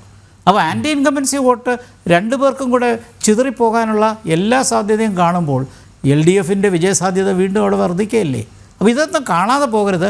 Anti incumbency മാത്രം കൊണ്ട് ജയിക്കുന്നൊരു കാലഘട്ടം അന്നുണ്ടായിരുന്നു. അതുണ്ടായിരുന്നപ്പോഴാണ് 5 വർഷത്തിലൊരിക്കൽ LDF, UDF, LDF, UDF ഇങ്ങനെ മാറി മാറി വരുന്നതിൻ്റെ ആൻറ്റി ഇൻകംബൻസി ഫാക്ടർ അന്ന് ഞങ്ങളൊക്കെ പറയുമായിരുന്നു. ഒരു ഗവൺമെൻറ്റിനെയും കേരളത്തിലെ ആൾക്കാർക്ക് 5 കൊല്ലത്തിനകം സഹിക്കാൻ പറ്റത്തില്ല. അതുകൊണ്ടാണ് ഈ മാറ്റം 2021 മാറി. 16 ശേഷം തുടർഭരണമുണ്ടായി. അപ്പോൾ വീണ്ടും തുടർഭരണം വരാനുള്ള സാധ്യത ഇപ്പോഴത്തെ സാഹചര്യത്തിൽ തള്ളിക്കളയാൻ പറ്റില്ല. കാരണം സാങ്കേതികപരമായിട്ട് ഇപ്പോഴും LDFിന് ഒരു അഡ്വാൻറ്റേജ് ഉണ്ട്. ആ അഡ്വാൻറ്റേജിൻ്റെ സിമ്പിൾ റീസണിങ് എന്ന് പറയുന്നത് ഈ ആൻറ്റി ഇൻകംബൻസി ഫാക്ടർ സ്പ്ലിറ്റായി പോകുന്നു. ജനങ്ങൾ ചുമ്മാ അങ്ങ് UDFിനെ ആൻറ്റി ഇൻകംബൻസി കൊണ്ട് ജയിപ്പിച്ചു കളയും എന്ന് വിചാരിക്കുന്നതും എനിക്ക് തോന്നുന്നു അത്ര ശരിയായൊരു യുക്തിഭദ്രമായൊരു ആർഗ്യുമെൻ്റാണ് എന്ന് കാണാൻ പറ്റില്ല. അപ്പോൾ ഈ തരത്തിൽ രാഷ്ട്രീയം മാറി മാറിയിരിക്കുന്നു. BJPയുടെ വോട്ട് ഷെയർ 20% തന്നെ പ്രിസർവ് ചെയ്താൽ തീർച്ചയായിട്ടും BJPക്ക് അസംബ്ലിയിൽ 5 സീറ്റുകളെങ്കിലും കിട്ടാൻ സാധ്യതയോടെ എത്ര കൺസർവേറ്റീവ് എസ്റ്റിമേറ്റ് എടുത്താലും. അങ്ങനെ വരുമ്പോൾ സീറ്റുകളുടെ എണ്ണവും വോട്ടിംഗ് ശതമാനം തമ്മിൽ താതാത്മ്യം വരില്ല. പക്ഷേ പാർലമെൻറ്റിൽ നേടിയതുപോലെ സുരേഷ് ഗോപിയെ പോലെയൊക്കെ കോമൺലി അക്സെപ്റ്റഡ് ആയിട്ടുള്ള കാൻഡിഡേറ്റ്സിനൊക്കെ നിർത്തിയാൽ BJP തീർച്ചയായിട്ടും 5 മുതൽ 10 സീറ്റുകൾ നേടിയാൽ അങ്ങനെയാണല്ലോ ഒരു പാർട്ടി വളർന്ന് ആം ആദ്മി പാർട്ടി ആദ്യം എങ്ങനെയായിരുന്നു അതേപോലെ മാറ്റങ്ങൾ വരുന്ന ഓരോ പാർട്ടി അധികാരത്തിൽ വരുന്നത് ആദ്യമേ ഒരു വൻ ഭൂരിപക്ഷത്തിൽ വന്നല്ല, ഒരു സാധാരണ രീതിയിലുള്ളൊരു വളർച്ച. പക്ഷേ ആ വളർച്ചയ്ക്ക് ഒരുപാട് കാലഘട്ടം എടുത്തു. അതുകൊണ്ട് തന്നെ BJPക്ക് വളരാൻ പറ്റുന്നുണ്ട്. ഇവിടെ അദ്ദേഹം പറഞ്ഞതിനകത്ത് ഒരു വസ്തുതയുണ്ട്, 30% എത്താതെ ഭൂരിപക്ഷം കിട്ടത്തില്ല. അത് പറഞ്ഞ വളരെ ശരിയാണ്. അങ്ങനെ 30%ലേക്ക് എത്തണമെങ്കിൽ ഈ 2 മുന്നണികളിൽ ഏതെങ്കിലും മുന്നണി ഇല്ലാതാകണം, അതല്ലെങ്കിൽ ഏതെങ്കിലും മുന്നണി കാര്യമായിട്ട് ശോഷിക്കണം. അപ്പോൾ നമുക്കിവിടെ ഈ പ്രഡിക്ഷൻ ഇപ്പോൾ പറയാൻ പറ്റാത്തൊരു സാഹചര്യം. ഒന്ന്, UDF അടുത്ത മുഖ്യമന്ത്രി സ്ഥാനാർത്ഥി ആരാണെന്ന് പ്രൊജക്റ്റ് ചെയ്യപ്പെട്ടിട്ടില്ല. 2, BJPയുടെ രാജീവ് ചന്ദ്രശേഖർ വന്നതിന് ശേഷം BJPക്ക് ഉണ്ടായ ഒരു പോസിറ്റീവ് ഫാക്ടറുണ്ട്. ആ പോസിറ്റീവ് ഫാക്ടർ തീർച്ചയായിട്ടും BJPയുടെ അണികളെ ആവേശം കൊള്ളുന്നു, BJPയുടെ വോട്ടർമാർക്ക് പിന്തുണ നൽകുന്നുണ്ട്, ഇല്ലെങ്കിൽ പുതിയൊരു സാധ്യത കാണുന്നുണ്ട്. അദ്ദേഹം നൽകുന്ന ആശയങ്ങൾക്ക് പ്രസക്തിയുണ്ടെന്നും പ്രായോഗിക യുവാക്കൾ വലിയ പ്രതീക്ഷയാണ് അർപ്പിക്കുന്നത് അദ്ദേഹത്തിൻ്റെ നേതൃത്വത്തിൽ. തീർച്ചയായിട്ടും ഈ ചെറുപ്പക്കാരുടെ ഇടയിൽ വലിയ ആവേശമുണ്ട്. കാരണം കഴിഞ്ഞ ലോക്സഭയിൽ തന്നെ അദ്ദേഹത്തിന് നേടിയ വലിയൊരു മുന്നേറ്റം കേവലം 15,000 വോട്ടിനല്ലേ തോറ്റുപോയത്. അപ്പോൾ അത് തന്നെ ഒരു ഒന്ന് രണ്ട് മണ്ഡലത്തിലുണ്ടായ ചോർച്ചയിലാണ് പറ്റിയത്. അപ്പോൾ ആ ചുരുക്കത്തിൽ നേതൃത്വത്തിൻ്റെ ഒരു പ്രസക്തിയുണ്ട്. അപ്പോൾ ഒരു വശത്ത് മുഖ്യമന്ത്രി പിണറായി വിജയനുണ്ട്, അദ്ദേഹം തന്നെ ആയിരിക്കും അടുത്ത മുഖ്യമന്ത്രി സ്ഥാനാർത്ഥി എന്നുള്ളത് 100% ഉറപ്പായ കാര്യമാണ്. മറുവശത്ത് UDFന് ഇപ്പോഴും ഒരു കോമൺ ഒരു CM കാൻഡിഡേറ്റിനെ പ്രൊജക്റ്റ് ചെയ്യാൻ കഴിഞ്ഞിട്ടില്ല. BJPയെ സംബന്ധിച്ച് രാജീവ് ചന്ദ്രശേഖർ വന്നതുകൊണ്ട് ആ ഭാഗത്തിൽ വലിയ സംശയം ഉണ്ടാകുന്നില്ല. അതുകൊണ്ട് തന്നെ ആ അപ്പീൽ ശക്തിയായി. അപ്പോൾ ചുരുക്കത്തിൽ എല്ലാവരും ഒരുപോലെ വർദ്ധിച്ചു വരുന്നൊരു സാഹചര്യത്തിൽ ഒരുപക്ഷേ കൂടുതൽ BJP വോട്ട് ഷെയർ വർദ്ധിപ്പിച്ചാൽ, ഞാനത് ഇപ്പോഴേ അത് പ്രൊഡിക്റ്റ് ചെയ്യുന്നത് ശരിയല്ല, 1965 പോലെ ആർക്കും ഭൂരിപക്ഷം കിട്ടാത്തൊരു സാഹചര്യം വന്നുകൂടാതെ ഇല്ല. അങ്ങനെയും നമുക്ക് തള്ളിക്കളയാൻ പറ്റില്ല. ഓരോ പാർട്ടി ഓരോ മുന്നണി ഇപ്പോൾ എന്തായാലും ബൈപോളാറിസം തകർന്നു, മൾട്ടി പോളാറായിട്ടുള്ളൊരു പൊളിറ്റിക്സിലേക്ക് പോകും. അതുകൊണ്ടാണല്ലോ 30% എന്നുള്ള കണക്ക് കിട്ടിയാലേ. പക്ഷേ 20-നടുത്ത് എത്തി. ഈ 20-25 വർദ്ധിപ്പിച്ചാൽ തന്നെ ത്രിശങ്കു സഭയുണ്ടാവും എന്ന് പറഞ്ഞാൽ ആർക്കും ഭൂരിപക്ഷം കിട്ടാത്ത ഒരു സാഹചര്യം ഉണ്ടാവും. It's too early to predict all these things. പക്ഷേ ഈ സോഷ്യൽ എഞ്ചിനീയറിങ്ങും പാർട്ടികൾ തമ്മിൽ നടത്തുന്ന വ്യത്യാസം ഇപ്പോൾ എന്തായാലും അടുത്ത ഒരു വർഷത്തിന് താഴെയുള്ള അസംബ്ലി തിരഞ്ഞെടുപ്പിനുള്ള തയ്യാറെടുപ്പ് നടത്തിയത് ഒരു വശത്ത് LDFും ഇപ്പോൾ BJPയും തുടങ്ങിക്കഴിഞ്ഞു. അപ്പോൾ UDF ആണ് ഇനി രംഗത്തിറങ്ങേണ്ടത്. അപ്പോൾ അങ്ങനെ രംഗത്തിറങ്ങുമ്പോൾ അവരെ എങ്ങനെയാണ് ആരെയാണ് പ്രൊജക്റ്റ് ചെയ്യുന്നത്? അതോടൊപ്പം നേരത്തെ അഡ്വക്കേറ്റ് സേനാപതി വേണുവിനോട് ചോദിച്ചത്, അതെ, ഇടതുമുന്നണി തുടങ്ങി, പിന്നെ BJPയും തുടങ്ങി, പ്രതിപക്ഷത്തിൻ്റെ സ്ട്രാറ്റജി എന്താണ്? അല്ല, പ്രതിപക്ഷം എന്ന് പറയുമ്പോൾ ഈ പ്രതിപക്ഷത്തിൻ്റെ ഭാഗമല്ലേ BJPയും. അപ്പോൾ ഇവിടെ മാത്രമല്ല ഈ ആൻറ്റി ഇൻകംബൻസി ഫാക്ടേഴ്സിന് അനുകൂലമായ ഒരുപാട് ഘടകങ്ങളുണ്ട്. അഴിമതിയുണ്ട്, സാമ്പത്തിക ഭദ്രതയില്ല, അൺഎംപ്ലോയ്മെൻ്റ് ഉണ്ട്, ചെറുപ്പക്കാരെല്ലാം നാളിട്ട് പോകുന്നു. അപ്പോൾ പ്രശ്നങ്ങൾ ഒരുപാടുണ്ട്. പക്ഷേ അത് പ്രോപ്പറായിട്ട് ടാപ്പ് ചെയ്ത് പ്രൊജക്റ്റ് ചെയ്യാൻ ഈ രണ്ട് പ്രതിപക്ഷ മുന്നണികൾക്കും കഴിയുന്നുണ്ടോ? അപ്പോൾ ചുരുക്കത്തിൽ ഈ പ്രസക്തി എങ്ങോട്ട് പോകുന്നു, കോമൺ ആയിട്ടുള്ള പ്രസക്തി എങ്ങോട്ട് പോകുന്നു? മാത്രമല്ല ഈ ഒരു കാര്യം ശക്തമാണ്, UDFും LDFും തമ്മിൽ പരമ്പരാഗത ശത്രുക്കളെ പോലെ നിൽക്കുന്നാൽ പോലും അവർക്കിനി ഈ വരുന്ന അസംബ്ലി തിരഞ്ഞെടുപ്പിൽ വോട്ട് കൈമാറ്റം ചെയ്ത് BJPയെ ചെക്ക്മേറ്റ് ചെയ്യാൻ പറ്റില്ല. കാരണം രണ്ടുപേർക്കും വിജയം വളരെ അത്യാവശ്യമായ കാര്യമാണ്. അപ്പോൾ അങ്ങനെ ഇപ്പോൾ നേമത്ത് നടന്ന പോലെ കഴിഞ്ഞ അസംബ്ലി തിരഞ്ഞെടുപ്പിൽ നേമത്ത് വന്ന് ഒരു കാര്യമില്ലാതെ മുരളീധരൻ വന്ന് നിന്ന് BJPയെ തോൽപ്പിച്ച ഒരു രാഷ്ട്രീയത്തിൻ്റെ ഫലം ഇപ്പോൾ അദ്ദേഹം പരോക്ഷമായിട്ട് അനുഭവിക്കുകയാണ്. അപ്പോൾ അങ്ങനെ ഒരു പൊളിറ്റിക്സിലേക്ക് UDFന് പോകാൻ റിസ്ക് എടുക്കാൻ പറ്റില്ല. കാരണം വിജയം നേടിയേ പറ്റൂ. ആ വിജയം നേടണം, ഇല്ലെങ്കിൽ 10 വർഷവും അധികാരത്തിലില്ലെങ്കിൽ പിന്നെ UDFൻ്റെ പിറകെ ആര് പോകും എന്നുള്ളൊരു പ്രശ്നമാണ്. അപ്പോൾ ചുരുക്കത്തിൽ ഒരു ഫ്ലൂയിഡായിട്ടുള്ളൊരു പോരാട്ടമാണ് അല്ലേ? തീർച്ചയായിട്ടും. ഒരു കാര്യം കൂടി ചോദിച്ചോട്ടെ, അതായത് ഈ BJP വളർച്ചയുടെ പാതയിലാണ്, അപ്പോൾ സ്വാഭാവികമായിട്ട് അതിൻ്റെ ക്ഷീണം കോൺഗ്രസിന് തന്നെയായിരിക്കില്ലേ? അല്ല, ഇതൊരു $1 മില്യൺ ക്വസ്റ്റ്യനാണ്. പരമ്പര ഇപ്പോൾ അങ്ങനെ ആയിരുന്നെങ്കിൽ 18 ലോക്സഭാ സീറ്റുകൾ UDFന് എങ്ങനെ കിട്ടും? ഇപ്പോൾ പാർലമെൻറ്റ് തിരഞ്ഞെടുപ്പിൽ 18 സീറ്റ് ലോക്സഭാ സീറ്റ് UDFനും 1 സീറ്റ് BJPക്കും 1 സീറ്റ് LDFനും അല്ലേ കിട്ടിയത്? അപ്പോൾ BJPയുടെ വളർച്ച റെക്കോർഡ് ഗ്രോത്ത് അല്ലേ ഈ ലോക്സഭാ തിരഞ്ഞെടുപ്പിൽ വന്നത്. അപ്പോൾ ലോക്സഭ ഒരു പാറ്റേൺ വേറെയാണ്. അസംബ്ലിയുടെ പാറ്റേൺ വരുമ്പോൾ ഈ പ്രശ്നത്തിനകത്ത് എനിക്ക് നമ്പേരോട് തിരിച്ചു പറയാനുള്ളത്, ഹിന്ദു വോട്ടാണ് BJP കൂടുതലും കൊണ്ടുപോകുമ്പോൾ അത് ഡാമേജ് ചെയ്യുന്നത് ലെഫ്റ്റിനെ അല്ലേ, കോൺഗ്രസിനെ അല്ലല്ലോ. അപ്പോൾ ചുരുക്കത്തിൽ ഈ രണ്ടുപേരിൽ ആരുടെ വോട്ടാണ് കൂടുതൽ നഷ്ടപ്പെടുത്തുന്നത്? അപ്പോൾ ചുരുക്കത്തിൽ പുതിയ തലമുറയിലെ വോട്ടേഴ്സ് UDFൻ്റെ LDFൻ്റെ അല്ല, BJPയുടെ തനതായ വോട്ടുകളാണ് എന്ന് കണക്കാക്കാം. അപ്പോൾ അങ്ങനെ വരുമ്പോൾ ഇത് രണ്ട് കൂട്ടരെയും ശോഷിപ്പിക്കുന്നു, രണ്ട് കൂട്ടരെയും ക്ഷീണിപ്പിക്കുന്നുണ്ട്. പക്ഷേ തിരഞ്ഞെടുപ്പിനകത്ത് ഈ മണ്ഡലങ്ങളുടെ വ്യത്യാസം, ഇപ്പോൾ മലബാറിലുള്ള ഇടതുപക്ഷ കേന്ദ്രങ്ങളിലൊരു ശക്തി ദുർഗമായ ചില മേഖലകളുണ്ട്. അവിടെ ആ വോട്ട് ഷെയർ വളരെ ശക്തമായി നിൽക്കുമ്പോൾ അവിടെ കൂടുതൽ അഡ്വാൻസ് ചെയ്യാൻ UDFന് കഴിഞ്ഞെന്ന് വരില്ല. അപ്പോൾ അവിടെ തീർച്ചയായിട്ടും BJPയുടെ പ്രസൻസ് LDFന് ഗുണം ചെയ്യും. പക്ഷേ തെക്കോട്ട് വരുമ്പോൾ മറിച്ചുമാണ്, തെക്കോട്ട് വരുമ്പോൾ അത് UDFന് ഗുണം ചെയ്യും. അപ്പോൾ ഈ പൊളിറ്റിക്സാണ്. അതുകൊണ്ട് പരമ്പരാഗതമായി BJP വളർന്നാൽ അത് LDFന് ദോഷമാണ്, അല്ലെങ്കിൽ UDFന് ദോഷമാണ്. എൻ്റെ അഭിപ്രായം അത് രണ്ടുമല്ല. BJPയുടെ തന്നെ പുതിയ തലമുറയുടെ വോട്ടേഴ്സ് തനതായി വരുന്നത് കൊണ്ട് ഇവർ രണ്ടുപേർക്ക് ആർക്കാണ് ക്ഷീണം ചെയ്യുന്നത് ഒരിക്കലും പറയാൻ പറ്റില്ല. കാരണം രണ്ട് കൂട്ടരുടെയും മധ്യത്തിൽ നിന്നോ അതിൽ നിന്ന് മാറി നിന്നോ വളരുന്ന ഒരു മൂവ്മെൻ്റ് ആയിട്ടാണ് ഇപ്പോൾ BJPയെ കാണേണ്ടത്. അഡ്വക്കേറ്റ് സേനാപതി വേണു, അമിതമായിട്ടുള്ള ആത്മവിശ്വാസമാണ് നിങ്ങളെ മർദ്ദിക്കുന്നതും അതുപോലെ നിങ്ങളെ നയിക്കുന്നതും എന്ന് തോന്നുന്നു. ഒരു ഈസി വോക്ക് ഓവർ ആണ് UDF പ്രതീക്ഷിക്കുന്നത് എന്ന് ഞാൻ മനസ്സിലാക്കുന്നു. അതുകൊണ്ട് ഗാലറിയിൽ ഇരുന്ന് കളി കാണാമെന്നുള്ളതാണോ? രണ്ടുപേരും ഇപ്പോൾ ഗോതയിലാണ്. അല്ല ഇവർക്ക് മുമ്പിൽ ഗോതയിൽ ഇറങ്ങുകയും നല്ലതുപോലെ വാമിംഗ് അപ്പ് നടത്തിക്കൊണ്ടിരിക്കുകയാണ് UDF, പ്രത്യേകിച്ച് കോൺഗ്രസ്. ഞങ്ങൾ കേരളത്തിലെ എല്ലാ ജില്ലകളിലും 25,000-ത്തിലധികം വരുന്ന ഞങ്ങളുടെ വാർഡ് കമ്മിറ്റികൾ രൂപീകരിച്ച് വാർഡ് പ്രസിഡന്റുമാർക്ക് ഞങ്ങൾ ഐഡന്റിറ്റി കാർഡ് കൊടുത്തിരിക്കുകയാണ്. അത് എറണാകുളത്ത് കഴിഞ്ഞു, കോഴിക്കോട് കഴിഞ്ഞു, പല ജില്ലകളിലും. അത് അതിൻ്റെ ആ process within 1 week or 2 week, അതായത് ഇനിയിപ്പോൾ ഈ നിലമ്പൂർ ഉപതെരഞ്ഞെടുപ്പ് വന്നാൽ അതിൻ്റെ ഒരു പ്രശ്നം മാത്രമേ ഉള്ളൂ. ആ പ്രക്രിയ നടന്നുകൊണ്ടിരിക്കുകയാണ്. ഞങ്ങൾ ഐഡന്റിറ്റി കാർഡ് കൊടുത്താണ് വാർഡ് പ്രസിഡന്റുമാർ, ഇന്നയാൾ വാർഡ് പ്രസിഡന്റുമാർ, 15 അംഗ വാർഡ് കമ്മിറ്റികൾ. അതൊരു നിശബ്ദമായ ഒരു പ്രക്രിയ കേരളത്തിലുടനീളം അതിൻ്റെ ഒരു പൂർത്തീകരണത്തിലേക്ക് എത്തിച്ചേർന്നുകൊണ്ടിരിക്കുകയാണ്. അപ്പം ഞങ്ങളുടെ മണ്ഡലം കമ്മിറ്റികളുടെ പുനഃസംഘടന, ബ്ലോക്ക് കമ്മിറ്റികളുടെ പുനഃസംഘടന, ഇനിയിപ്പോൾ DCC പ്രസിഡന്റുമാരുടെയും അല്ലെങ്കിൽ മുകളിലുള്ള ഏതാനും ചില മാറ്റങ്ങൾ അത് ഉടനെ തന്നെ ഉണ്ടാകും എന്നാണ് പ്രതീക്ഷിക്കുന്നത്. അപ്പോൾ തെരഞ്ഞെടുപ്പിനെ ഉള്ള ഞങ്ങളുടെ ഒരുക്കങ്ങൾ ഞങ്ങൾ 1 വർഷം മുമ്പേ തന്നെ വളരെ കൃത്യമായിട്ട് തന്നെ ഞങ്ങൾ ആരംഭിച്ചു കഴിഞ്ഞിരിക്കുകയാണ്. അപ്പോൾ ആ കാര്യത്തിൽ ഞങ്ങൾക്കൊരു സംശയവുമില്ല. ഞങ്ങൾ തികഞ്ഞ ആരെ മുന്നിൽ നിർത്തിയാണ് കളിക്കുന്നത്? ആരായിരിക്കും നായകൻ? അല്ല, അത് ഞാൻ ചോദിക്കട്ടെ.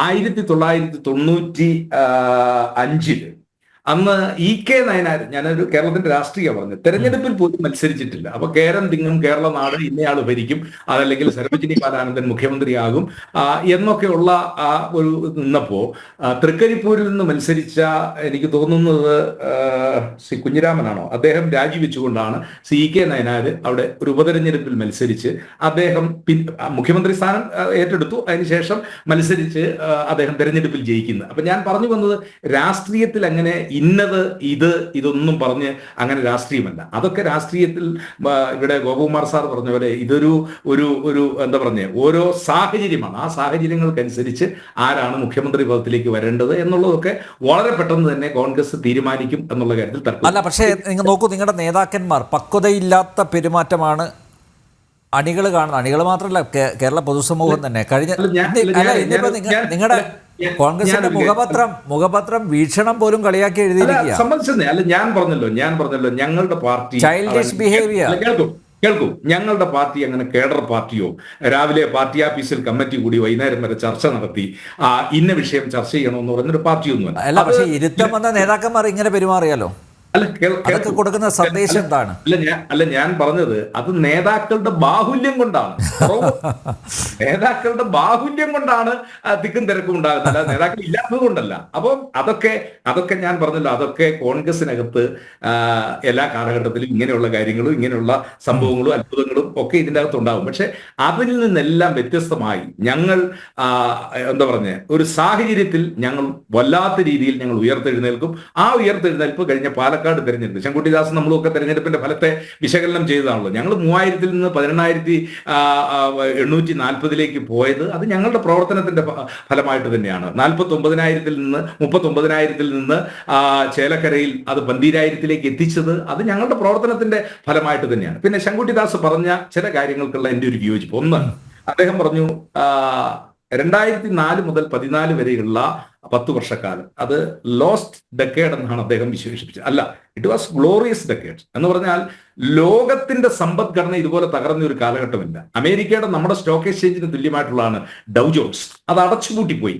ജപ്പാന്റെ സ്റ്റോക്ക് എക്സ്ചേഞ്ച് പ്രവർത്തനമില്ലാതെ പോയ ഒരു കാലഘട്ടത്തിലും ലോകത്തിന്റെ മുമ്പിൽ, അതുകൊണ്ടാണല്ലോ ഡോക്ടർ മൻമോഹൻ സിംഗിനോട് അന്ന് ബരാക് ഒബാമ ചോദിച്ചു വാട്ട് ഈസ് യുവർ മാജിക്. അത് അന്ന് അത്രയും വലിയ പ്രതിസന്ധികളിൽ നിന്ന് ഈ രാജ്യത്തെ പിടിച്ചു നിർത്തി എന്ന് മാത്രമല്ല ലോകത്തിന് അത്ഭുതമായി മാറുന്ന ഒന്നായിരുന്നു. പിന്നെ 2G സ്പെക്ട്രം, വിനോദ് റായി ആണല്ലോ 2G സ്പെക്ട്രത്തിന്റെ ആളായിട്ട് വന്നത്. വിനോദ് റായിക്ക് പോലും ഇപ്പൊ അതിനെക്കുറിച്ച് ഒരു മറുപടി കൊടുക്കാൻ പിന്നീട് കഴിഞ്ഞിട്ടുണ്ടോ? കഴിഞ്ഞിട്ടില്ല എന്നുള്ള അന്ന് ഉയർത്തിയ അഴിമതി ആരോപണങ്ങളെല്ലാം അത് ചില കേന്ദ്രങ്ങളിൽ നിന്ന് വളരെ കൃത്യമായിട്ട് പടച്ചുവിട്ടതാണ്. അത് കോൺഗ്രസിനെ തകർക്കാനെന്ന് എന്നുള്ള കാര്യത്തിൽ ഒരു തർക്കവുമില്ല. ഞങ്ങൾ പറയുന്നു ആ കാലഘട്ടം ഇന്ത്യയുടെ സുവർണ കാലഘട്ടമാണ്. 71,600 കോടി രൂപ ഇന്ത്യയിലെ കൃഷിക്കാരന്റെ കടങ്ങൾ എഴുതി തള്ളിയ ഒരു കാലഘട്ടം ഈ രാജ്യത്തിന്റെ ചരിത്രത്തിൽ അത് അവിസ്മരണീയമായ ഒരു സംഭവമാണ്. ഒരുപക്ഷെ ഇന്ത്യ സ്വാതന്ത്ര്യം പ്രാപിച്ചതിന് ശേഷം നടന്ന ഏറ്റവും വിപ്ലവകരമായ പരിഷ്കരണങ്ങളിൽ ഒന്ന് ഗ്രാമീണ തൊഴിലുറപ്പ് പദ്ധതിയായിരുന്നു. ജനങ്ങളുടെ കൈകളിലേക്ക് പണം എത്തുന്നതിന് വേണ്ടിയുള്ള നടപടികൾ. ഇനി ഞാൻ ശങ്കുട്ടിദാസിനെ ഓർമ്മപ്പെടുത്തുന്നു, ഞങ്ങൾ ഭരിക്കുന്ന കാലത്ത് ലോക മാർക്കറ്റിലെ ക്രൂഡ് ഓയിലിന്റെ വില 142.5 ആയിരുന്നു ഒരു ബാരൽ ക്രൂഡ് ഓയിലിന്റെ വില. ഞങ്ങൾ അന്ന് 55 രൂപയ്ക്ക് പെട്രോളും 50 രൂപയ്ക്ക് ഡീസലും 290-300 ഞങ്ങൾ ഗ്യാസ് സിലിണ്ടറും കൊടുത്തു. ഇപ്പോ $68 $70. എവിടെ നിൽക്കുന്നു ഇന്ധനത്തിന്റെ വില? ഈ അടുത്ത ദിവസം പെട്രോളിയം കമ്പനികൾക്ക് വില നിർണ്ണയാധികാരം കൊടുത്തത് ആരാണ് സർ? അല്ല നിൽക്കൂ അത് നിങ്ങൾക്ക് മാറ്റാമായിരുന്നല്ലോ. 10 കൊല്ലമായിട്ട് നിങ്ങൾ ഭരിക്കുന്നവരല്ലേ. ഞാൻ ചോദിക്കുന്നു, ഇത്രയും വിലക്കുറവ് ഇപ്പോ $68 to $78 എത്തിയപ്പോ ഇപ്പോഴും നിങ്ങൾ ഗ്യാസ് സിലിണ്ടർ വില 50 രൂപ വർദ്ധിപ്പിച്ച, ₹1 പെട്രോളിന് നിങ്ങൾ കുറച്ചിട്ടില്ല. നിങ്ങൾ ശൗചാലയം പണിയാനുള്ള കണക്കുകൾ പറയുന്നു. അപ്പൊ ഞാൻ പറഞ്ഞു വന്നത്, 10 കൊല്ലക്കാലത്തെ പുതിയ നിങ്ങളുടെ ഭരണത്തിന്റെ കഥ പറയുമ്പോൾ ഇന്ത്യയിലെ ജനങ്ങളെ നിങ്ങൾ 3 ലക്ഷം കോടി രൂപയാണ് പെട്രോളിയം ഉൽപ്പന്നങ്ങളുടെ വിലവർദ്ധനവിൽ മാത്രം നിങ്ങൾ കൊള്ളയടിച്ചിട്ടുള്ളത്. 3 ലക്ഷം കോടി രൂപയാണ് ഈ രാജ്യത്തെ ജനങ്ങൾക്ക് കൊള്ളയടിച്ചിട്ടുള്ളത്. നിങ്ങൾക്ക് ആളുകൾക്ക് വേണമെങ്കിൽ സൗജന്യമായിട്ട് ഇപ്പോൾ ഇതൊക്കെ കൊടുക്കാൻ പറ്റുന്ന ഒരു കാലഘട്ടമാണ്. ഒരു വിലക്കുറവുമില്ല. നിങ്ങൾ തൊഴിലവസരത്തെ കുറിച്ച് പറയുന്നു. കേരളത്തിലെ തൊഴിലവസരത്തെ കുറിച്ച് പറയുന്നതോടൊപ്പം തന്നെ പ്രതിവർഷം 2 കോടി തൊഴിലവസരങ്ങൾ വാഗ്ദാനം ചെയ്ത് നിങ്ങളുടെ ഭരണകാലത്ത് എത്ര തൊഴിലവസരം കൊടുത്തു എന്ന് ഗവൺമെന്റ് ഒരു കണക്ക് പോലും ഇപ്പോൾ പറയുന്നില്ലോ. അതായത് 7 ലക്ഷവും 8 ലക്ഷത്തിൽ താഴെ മാത്രം എന്നുള്ളതാണ്. ഇന്ത്യയിലെ കൃഷിക്കാരൻ ദല്ലേവാൾ ഇപ്പോഴും സത്യാഗ്രഹം സുപ്രീം കോടതി പറഞ്ഞതിന് ശേഷമാണ് സത്യാഗ്രഹം പിൻവലിച്ചത്. കൃഷിക്കാരന്റെ എന്താ പറഞ്ഞ, അവന്റെ വരുമാനം 1.5 ഇരട്ടി, ഉൽപാദന ചെലവിന്റെ 1.5 ഇരട്ടിയായി അവന്റെ വരുമാനം വർദ്ധിപ്പിക്കുമെന്ന് പറഞ്ഞിട്ട് ഇപ്പോഴും കൃഷിക്കാരൻ കൈയും കാലും ഇട്ടിരിക്കുന്നു. കൃഷിക്കാരൻ ആത്മഹത്യ ചെയ്യുന്നു. ഞാൻ പറഞ്ഞു വന്നത്, കഴിഞ്ഞ 10 കൊല്ലം കൊണ്ട് നിങ്ങൾ ഈ രാജ്യത്തെ സാധാരണക്കാരന്റെ മേൽ ഏൽപ്പിച്ചിരിക്കുന്ന പ്രഹരം അത് ചില്ലറ പ്രഹരമല്ല. ആ പ്രഹരത്തിന്റെ തോത് എന്ന് പറയുന്നത് വളരെ വലുതാണ്. പിന്നെ പുട്ടിന് പീരയിടുന്നത് പോലെ നിങ്ങൾ കഴിഞ്ഞ 10 കൊല്ലക്കാലം മൻമോഹൻ സിംഗിന്റെ കാലത്ത് ആ അഴിമതി ഈ അഴിമതി എന്നൊക്കെ പറഞ്ഞുകൊണ്ട് ഞങ്ങളെ ആക്ഷേപിക്കാം എന്നുള്ളതല്ലാതെ വസ്തുതകൾ ആ 10 കൊല്ലക്കാലം ഇന്ത്യയെ സംബന്ധിച്ചിടത്തോളം ഇന്ത്യയുടെ സുവർണ കാലഘട്ടമായിരുന്നു. ഇപ്പൊ ഇന്ത്യയുടെ വളർച്ചാ നിരക്ക് അങ്ങേക്കറിയാലോ 6%. ഞങ്ങൾ അന്ന് 8% വളർച്ചാ നിരക്കിൽ ഈ രാജ്യത്തെ മുന്നോട്ട് കൊണ്ടുപോകുവാൻ അന്നത്തെ UPA ഗവൺമെന്റിന് കഴിഞ്ഞു എന്നുള്ള കാര്യം ഞങ്ങൾ അഭിമാന പുരസ്സരം എല്ലാ വേദികളിലും പറയും. പക്ഷെ അതിനാനുപാതികമായ വളർച്ച എന്തുകൊണ്ട് കേരളത്തിൽ ഉണ്ടായില്ല? അത് നമ്മൾ കണക്കാക്കണം. ഇപ്പം അങ്ങയുടെ നാടിനടുത്താണല്ലോ എലപ്പള്ളി എന്ന് പറയുന്ന സ്ഥലത്ത് ഒരു പ്രവാസി, അവൻ സിമന്റ് കച്ചവടം ചെയ്യുന്ന കട തുടങ്ങി. അവിടെ സിമന്റ് ഓട്ടോമാറ്റിക് ആയിട്ട് ഇറക്കാനായിട്ടുള്ള 15 ലക്ഷത്തിന്റെ ഒരു മെഷീൻ സ്ഥാപിച്ചു. ആ സ്ഥാപിച്ചത് CITU-കാരൻ വന്ന് തടഞ്ഞ് അവന്റെ സ്ഥാപനം അടച്ചുപൂട്ടുന്ന സ്ഥിതിവിശേഷം. ഈ കേരളത്തിൽ ഒന്നും നന്നാകാൻ കേരളത്തിലെ കമ്മ്യൂണിസ്റ്റുകാരൻ സമ്മതിക്കില്ല. കാരണം അതൊരു ഒരു കമ്മ്യൂണിസ്റ്റ് സംസ്കാരം അതാണ്.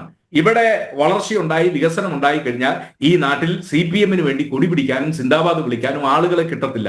അതുകൊണ്ട് കേരളം ഇങ്ങനെയൊക്കെ നശിക്കണം. അത് CPM ആഗ്രഹിക്കുന്നതാണ്. ആ നാശത്തിന് വേണ്ടി CPM കേരളത്തെ ഏത് രീതിയിലൊക്കെ നിയമസഭയിലെ പ്രതിപക്ഷം ദുർബലമായതുകൊണ്ടാണ് ഇതൊക്കെ സംഭവിക്കുന്നത്. ആരുമില്ല ചോദ്യം ചെയ്യാൻ, പിടിച്ചു കെട്ടാൻ ആരുമില്ല. അല്ല, ഞാൻ പറഞ്ഞല്ലോ, പ്രതിപക്ഷത്തിന് ഈ കാര്യങ്ങളൊക്കെ അവതരിപ്പിക്കാൻ പ്രതിപക്ഷത്തിനും ചില ഉത്തരവാദിത്തങ്ങളൊക്കെ ഉണ്ടല്ലോ. അല്ല, ഞാൻ ചോദിക്കുന്ന പ്രതിപക്ഷം ഈ കാര്യങ്ങളെല്ലാം നിയമസഭയ്ക്ക് 5 കൊല്ലത്തേക്ക് തെരഞ്ഞെടുക്കപ്പെട്ട ഒരു ഗവൺമെന്റിനെ പണ്ട് വിമോചന സമരം നടത്തിയ പോലെ നമുക്ക് പുറത്താക്കാൻ പറ്റത്തില്ല. കാരണം അങ്ങനെയൊന്നും ഒരു ഗവൺമെന്റിനെതിരെ ഒരു സമരം നമുക്ക് നടത്താൻ പറ്റത്തില്ല, പുറത്താക്കാൻ. അപ്പൊ 5 കൊല്ലക്കാലം സഹിക്കുക. ആ 5 കൊല്ലക്കാലം ഈ ഗവൺമെന്റിന്റെ തെറ്റായ കാര്യങ്ങളെ ഒന്നൊന്നായി ഞങ്ങൾ ചൂണ്ടിക്കാണിച്ചുകൊണ്ടിരിക്കുന്നു.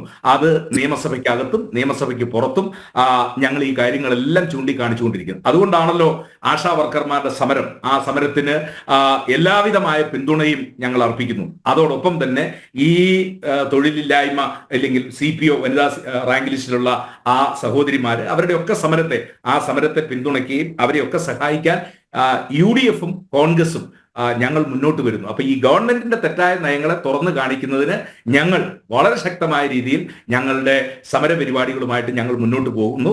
അതുകൊണ്ട് ഞങ്ങൾ കളത്തിലില്ല എന്നുള്ള ഒരു പ്രചരണം അത് ചിലർ നടത്തിക്കൊണ്ടിരിക്കുന്ന ബോധപൂർവമായ ഒരു പ്രചരണമാണ്.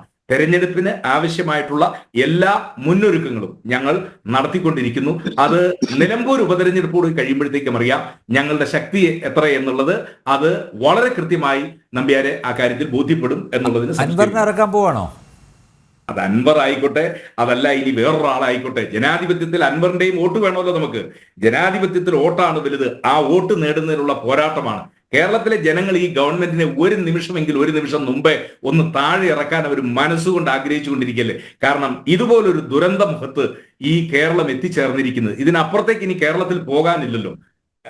അംഗൻവാടിയിലെ 3 വയസ്സ് മുതൽ 5 വയസ്സുള്ള കുട്ടികൾക്ക് കൊടുക്കുന്ന മുട്ടയുടെ പൈസ കൊടുക്കാനില്ലാത്ത ഒരു ഗവൺമെന്റ്, ഒരു ഹൈസ്കൂളിലും പ്രാഥമിക അധ്യാപകരാകാൻ, റിട്ടയർമെന്റിന് ശേഷം ഹെഡ് മാസ്റ്റർ ആകാൻ ഒരാളും തയ്യാറല്ല. കാരണം എന്താ? ഉച്ചക്കഞ്ഞി കൊടുക്കാനുള്ള ഉത്തരവാദിത്വമാണ്. ഉച്ചക്കഞ്ഞി കൊടുത്തതിന്റെ കടബാധ്യതയിൽ അധ്യാപകൻ ഒളിച്ചോടേണ്ട സ്ഥിതിവിശേഷം കേരളത്തിലെ പല മേഖലകളിലും ഉണ്ടായിക്കൊണ്ടിരിക്കുകയാണ്. ഇതുപോലെ ഒരു ദുരിതം, ഒരു ദുരന്ത പർവം ഈ നാട് എത്തിച്ചേർന്നിരിക്കുന്നത്. ഇതിനപ്പുറത്തേക്ക് ഇനി നമുക്ക് പോകാൻ, ഞാൻ പറഞ്ഞല്ലോ, ഒരു സിവിൽ അഡ്മിനിസ്ട്രേഷന്റെ കൊളാപ്സ്, എങ്ങനെയാണ് ഒരു ഭരണകൂടത്തിന്റെ തകർച്ച എന്നുള്ളത് കേരളത്തിലെ പൊതുസമൂഹം കണ്ടുകൊണ്ടിരിക്കുകയാണ്. കാരണം ഈ മാഫിയ സംഘങ്ങള്, ലഹരി സംഘങ്ങള്, ഇവരുടെ എല്ലാം പിടിയിൽ. ഇതൊക്കെ ആയിട്ടും ഗോപകുമാർ സാറിനെ പോലെ ഇത്രയും പരിണതപ്രജ്ഞനായിട്ടുള്ള അദ്ദേഹം പോലും പറയുന്നത് ഇനിയൊരു തുടർഭരണം ഉണ്ടാവും, പിണറായി തന്നെ നയിക്കും എന്നുള്ളതാണ്.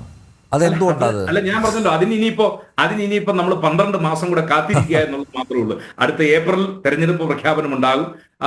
ഞാൻ മത്സരിച്ച 2016 തെരഞ്ഞെടുപ്പിൽ മാർച്ച് 2 തെരഞ്ഞെടുപ്പ് പ്രഖ്യാപനവും ഏപ്രിൽ 16 തെരഞ്ഞെടുപ്പ് ഉണ്ടായതാണ്. പക്ഷെ അതിനുശേഷമുള്ള 21 തെരഞ്ഞെടുപ്പ് ഒരല്പവും കൂടെ വൈകി. മെയ് 26 പിണറായി വിജയൻ അന്ന് സത്യപ്രതിജ്ഞ ചെയ്തത്. അപ്പൊ ആ കണക്കിനാണ് എങ്കിൽ അടുത്ത ഏപ്രിൽ തെരഞ്ഞെടുപ്പ് പ്രഖ്യാപനവും അടുത്ത മെയ്യിൽ കേരളത്തിൽ പുതിയ മുഖ്യമന്ത്രി, അത് UDF-ൽ നിന്ന്, കോൺഗ്രസിൽ നിന്ന് ഉണ്ടാകും എന്നുള്ള കാര്യത്തിൽ ഒരു സംശയവും വേണ്ട. നമ്പ്യാരെ, നമ്മുടെ ഇന്നത്തെ ഈ ചർച്ചയുടെ എന്താ പറഞ്ഞേ, ഇതുപോലെ നമുക്ക് അടുത്ത മെയ് മാസത്തിൽ ചർച്ച ചെയ്യേണ്ടതായിട്ടുണ്ട്. അതുകൊണ്ട് ഞങ്ങൾ എന്തായാലും UDF ഭരിക്കും. അല്ല, അഡ്വക്കേറ്റ് സേനാപതി വേണു, UDF ഭരിക്കും. താങ്കൾ വലിയ പ്രതീക്ഷയിലാണ്. BJPക്ക് എത്ര പ്രതിനിധികളുണ്ടാവും? അതുകൂടെ ഒന്ന് പറഞ്ഞേ. താങ്കളുടെ അസസ്മെന്റ് ഒന്ന് നോക്കട്ടെ, ഒരു രാഷ്ട്രീയ വിദ്യാർത്ഥി എന്ന നിലയിൽ അതുകൂടെ ഒന്ന് അറിയാൻ താല്പര്യമുണ്ട്.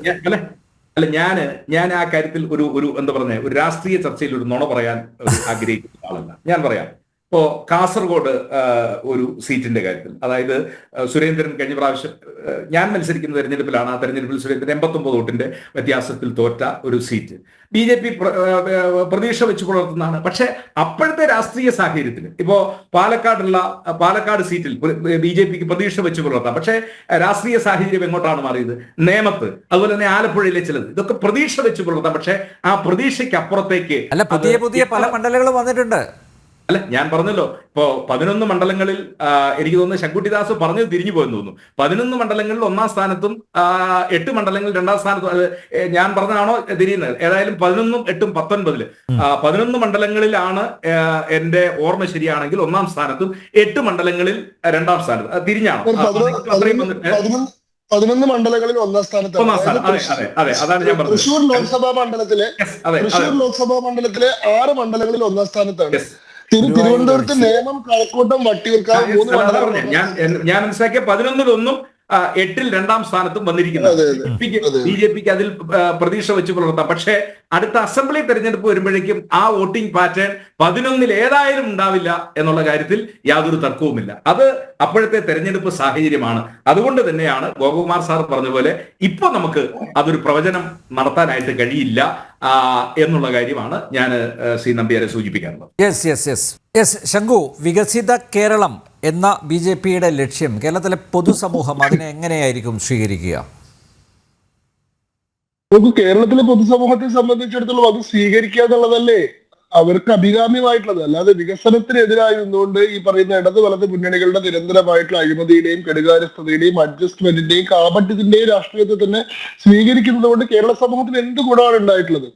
ചരിത്രപരമായിട്ടുള്ള അഡ്വാൻറ്റേജ് ഉണ്ടായിരുന്ന സംസ്ഥാനമാണ് കേരളം എന്ന് പറയുന്നത്. ബ്രിട്ടീഷുകാര് ഇന്ത്യ വിട്ട് പോകുന്ന സമയത്ത് ഇന്ത്യയിലെ മറ്റ് പ്രദേശങ്ങളെ അപേക്ഷിച്ച് നോക്കുമ്പോൾ വിദ്യാഭ്യാസപരമായിട്ടും ജീവിത സാഹചര്യങ്ങൾ കൊണ്ടാണെങ്കിലും അന്ന് ഭരിച്ചിരുന്ന നാടുവാഴികളുടെയും രാജാക്കന്മാരുടെയും നല്ല ഭരണം കൊണ്ട് വളരെ മെച്ചപ്പെട്ട അവസ്ഥയിലായിരുന്നു കേരളം ഉണ്ടായിരുന്നത്. ഇന്ത്യയുടെ മൊത്തം ദേശീയ ശരാശരി ലിറ്ററസി റേറ്റ് 12% ഉണ്ടായിരുന്ന സമയത്ത് തിരുവിതാംകൂറിലൊക്കെ ലിറ്ററസി റേറ്റ് 50% മേലെയായിരുന്നു. ആ ഹിസ്റ്ററിക്കൽ അഡ്വാൻറ്റേജിൽ ഒരു ഹെഡ് ഓൺ സ്റ്റാർട്ടിലാണ് നമ്മൾ തുടങ്ങുന്നത്. അങ്ങനെ ഉണ്ടായിരുന്ന കേരളം ഇന്ന് ആമയും മുയലും തമ്മിലുള്ള ഓട്ട മത്സരത്തിലെ കഥയിലെ പോലെ നമ്മൾ എപ്പോഴും മുന്നിലാണ്, നമ്പർ 1 ആണെന്നുള്ള വിചാരിച്ച് വളരെ എഴഞ്ഞു പോവുകയും മറ്റുള്ളവർ പതുക്കെ പതുക്കെ നമുക്ക് ഒപ്പം എത്തുകയും ചെയ്തു. ഇപ്പൊ കേരളം പിന്നിലേക്ക് ആയിക്കൊണ്ടിരിക്കുകയാണ്. ലിറ്ററസി റേറ്റിൽ ത്രിപുരയാണെങ്കിലും മറ്റ് ഡൽഹി ആണെങ്കിലും ഒക്കെ കേരളത്തിനെ അതിജീവിച്ചു കഴിഞ്ഞു. നമ്മുടെ ഈ പറയുന്ന ആരോഗ്യ മേഖലയിലുള്ള വികസനം എന്ന് പറയുന്നത് പ്രൈവറ്റ് ഹോസ്പിറ്റലുകളുടെ വികസനമാണ്. അല്ലാണ്ട് ഗവൺമെന്റ് മേഖലയിലെ സർക്കാർ ആശുപത്രികൾ വളരെ ശോചനീയമായിട്ടുള്ള അവസ്ഥയിലാണ് തുടരുന്നത്. ഇങ്ങനെ അഡ്വാൻറ്റേജുകൾ മുഴുവൻ നഷ്ടപ്പെട്ടുകൊണ്ടിരിക്കുകയാണ്. യഥാർത്ഥത്തിലുള്ള ഒരു വികസനത്തിന്റെ പന്ഥാവ് BJP തുറക്കുമ്പോൾ അതിനൊപ്പം നിൽക്കുക എന്നുള്ളതാണ് കേരളത്തിന്റെ ജനങ്ങൾക്ക് ഭാവിയെ സംബന്ധിച്ച് അവരുടെ അടുത്ത തലമുറയെ സംബന്ധിച്ച് ഏറ്റവും നല്ല കാര്യം. ശ്രീ സേനാപതിയോട് പറഞ്ഞ ചില കാര്യങ്ങൾക്ക് മറുപടി പറയേണ്ട പോകുന്നത് ശരിയാവില്ല. കാരണം ലോസ്റ്റ് ഡിക്കേഡ് എന്നുള്ളത് എന്റെ പ്രയോഗമല്ല, അത് രാജീവ് ചന്ദ്രശേഖർ ഈ മേഖലയിലുള്ള വിദഗ്ധന്മാരുടെ പ്രയോഗത്തെ കോട്ട് ചെയ്യുകയാണ് ചെയ്തത്. അതൊരു നമ്മുടെ പൊളിറ്റിക്കൽ ഡിസ്കോഴ്സിൽ വളരെ പ്രബലമായി നിൽക്കുന്ന ഒരു പ്രയോഗമാണ് 2004 മുതൽ 2014 വരെയുള്ളത് ഇന്ത്യയുടെ ലോസ്റ്റ് ഡെക്കേഡ് ആണ് എന്നുള്ളത്. അത് പറയുന്നു മൻമോഹൻ സിംഗിനോട് ഏതോ പ്രധാനമന്ത്രി വാട്ട് ഈസ് യുവർ മാജിക് എന്ന് ചോദിച്ചു. എനിക്ക് തോന്നുന്നത് ഒരു പഞ്ചായത്ത് തെരഞ്ഞെടുപ്പ് പോലും മത്സരിക്കാതെ നേരിട്ടിട്ട് ഇന്ത്യയുടെ പ്രധാനമന്ത്രിയാവുന്ന ആദ്യത്തെ ആളാണല്ലോ അദ്ദേഹം. രാജ്യസഭയിലൂടെ പ്രധാനമന്ത്രി ആയിട്ടുള്ള ആളാണ്. ഒരു ജനങ്ങളെ പോലും ഫേസ് ചെയ്തിട്ടില്ല. നിയമസഭയിലേക്കോ പാർലമെന്റിലേക്കോ പഞ്ചായത്ത് തെരഞ്ഞെടുപ്പിലോ ഒന്നും മത്സരിച്ചിട്ടില്ല. അങ്ങനെയുള്ള ഒരാൾക്ക് ഒരു ഫാമിലിയുടെ സപ്പോർട്ട് കൊണ്ട് അവരുടെ നിയന്ത്രണത്തിനനുസരിച്ച് പ്രവർത്തിക്കുന്ന ഒരു പ്രധാനമന്ത്രിയായിട്ട് 10 കൊല്ലം തുടരാൻ സാധിക്കുക എന്ന് പറയുന്നത് വളരെ വലിയ അത്ഭുതമാണ്. ആ മാജിക്കിനെ സംബന്ധിച്ചായിരിക്കണം അദ്ദേഹം ചോദിച്ചിട്ടുണ്ടാവുക. അല്ലാണ്ട് ഭരണ മികവ് കൊണ്ടൊക്കെ അങ്ങനെ ഒരു മാജിക്കിനെ പറ്റി ചോദിക്കാൻ യാതൊരു സാധ്യതയും ഉണ്ടായിരുന്നില്ല. പിന്നെ അത് പറഞ്ഞ പെട്രോളിയം കമ്പനികൾ പെട്രോളിന്റെ എന്താണ് താരിഫ് ഇനത്തിൽ ജനങ്ങളെ കബളിപ്പിച്ചുകൊണ്ടിരിക്കുകയാണ്, വഞ്ചിച്ചുകൊണ്ടിരിക്കുകയാണ്. ഞങ്ങൾ അന്ന് 55 രൂപയ്ക്ക് പെട്രോൾ കൊടുത്തിരുന്നു, നിങ്ങളിപ്പോ 100 രൂപയ്ക്കാണ് കൊടുക്കുന്നത്. സാർ, പെട്രോളിയം കമ്പനികൾക്ക് പെട്രോളിയത്തിന്റെ വില നിർണ്ണയാധികാരം കൊടുത്തത് ആരാണ്? അന്നത്തെ കാലഘട്ടത്തിൽ ഗവൺമെന്റ് പെട്രോളിയം പ്രൈസ് റെഗുലേറ്റ് ചെയ്തിരുന്ന അവസ്ഥ മാറ്റിയിട്ട് മാർക്കറ്റ് ഡ്രിവൺ പെട്രോളിയം പ്രൈസ് ആക്കിയത്.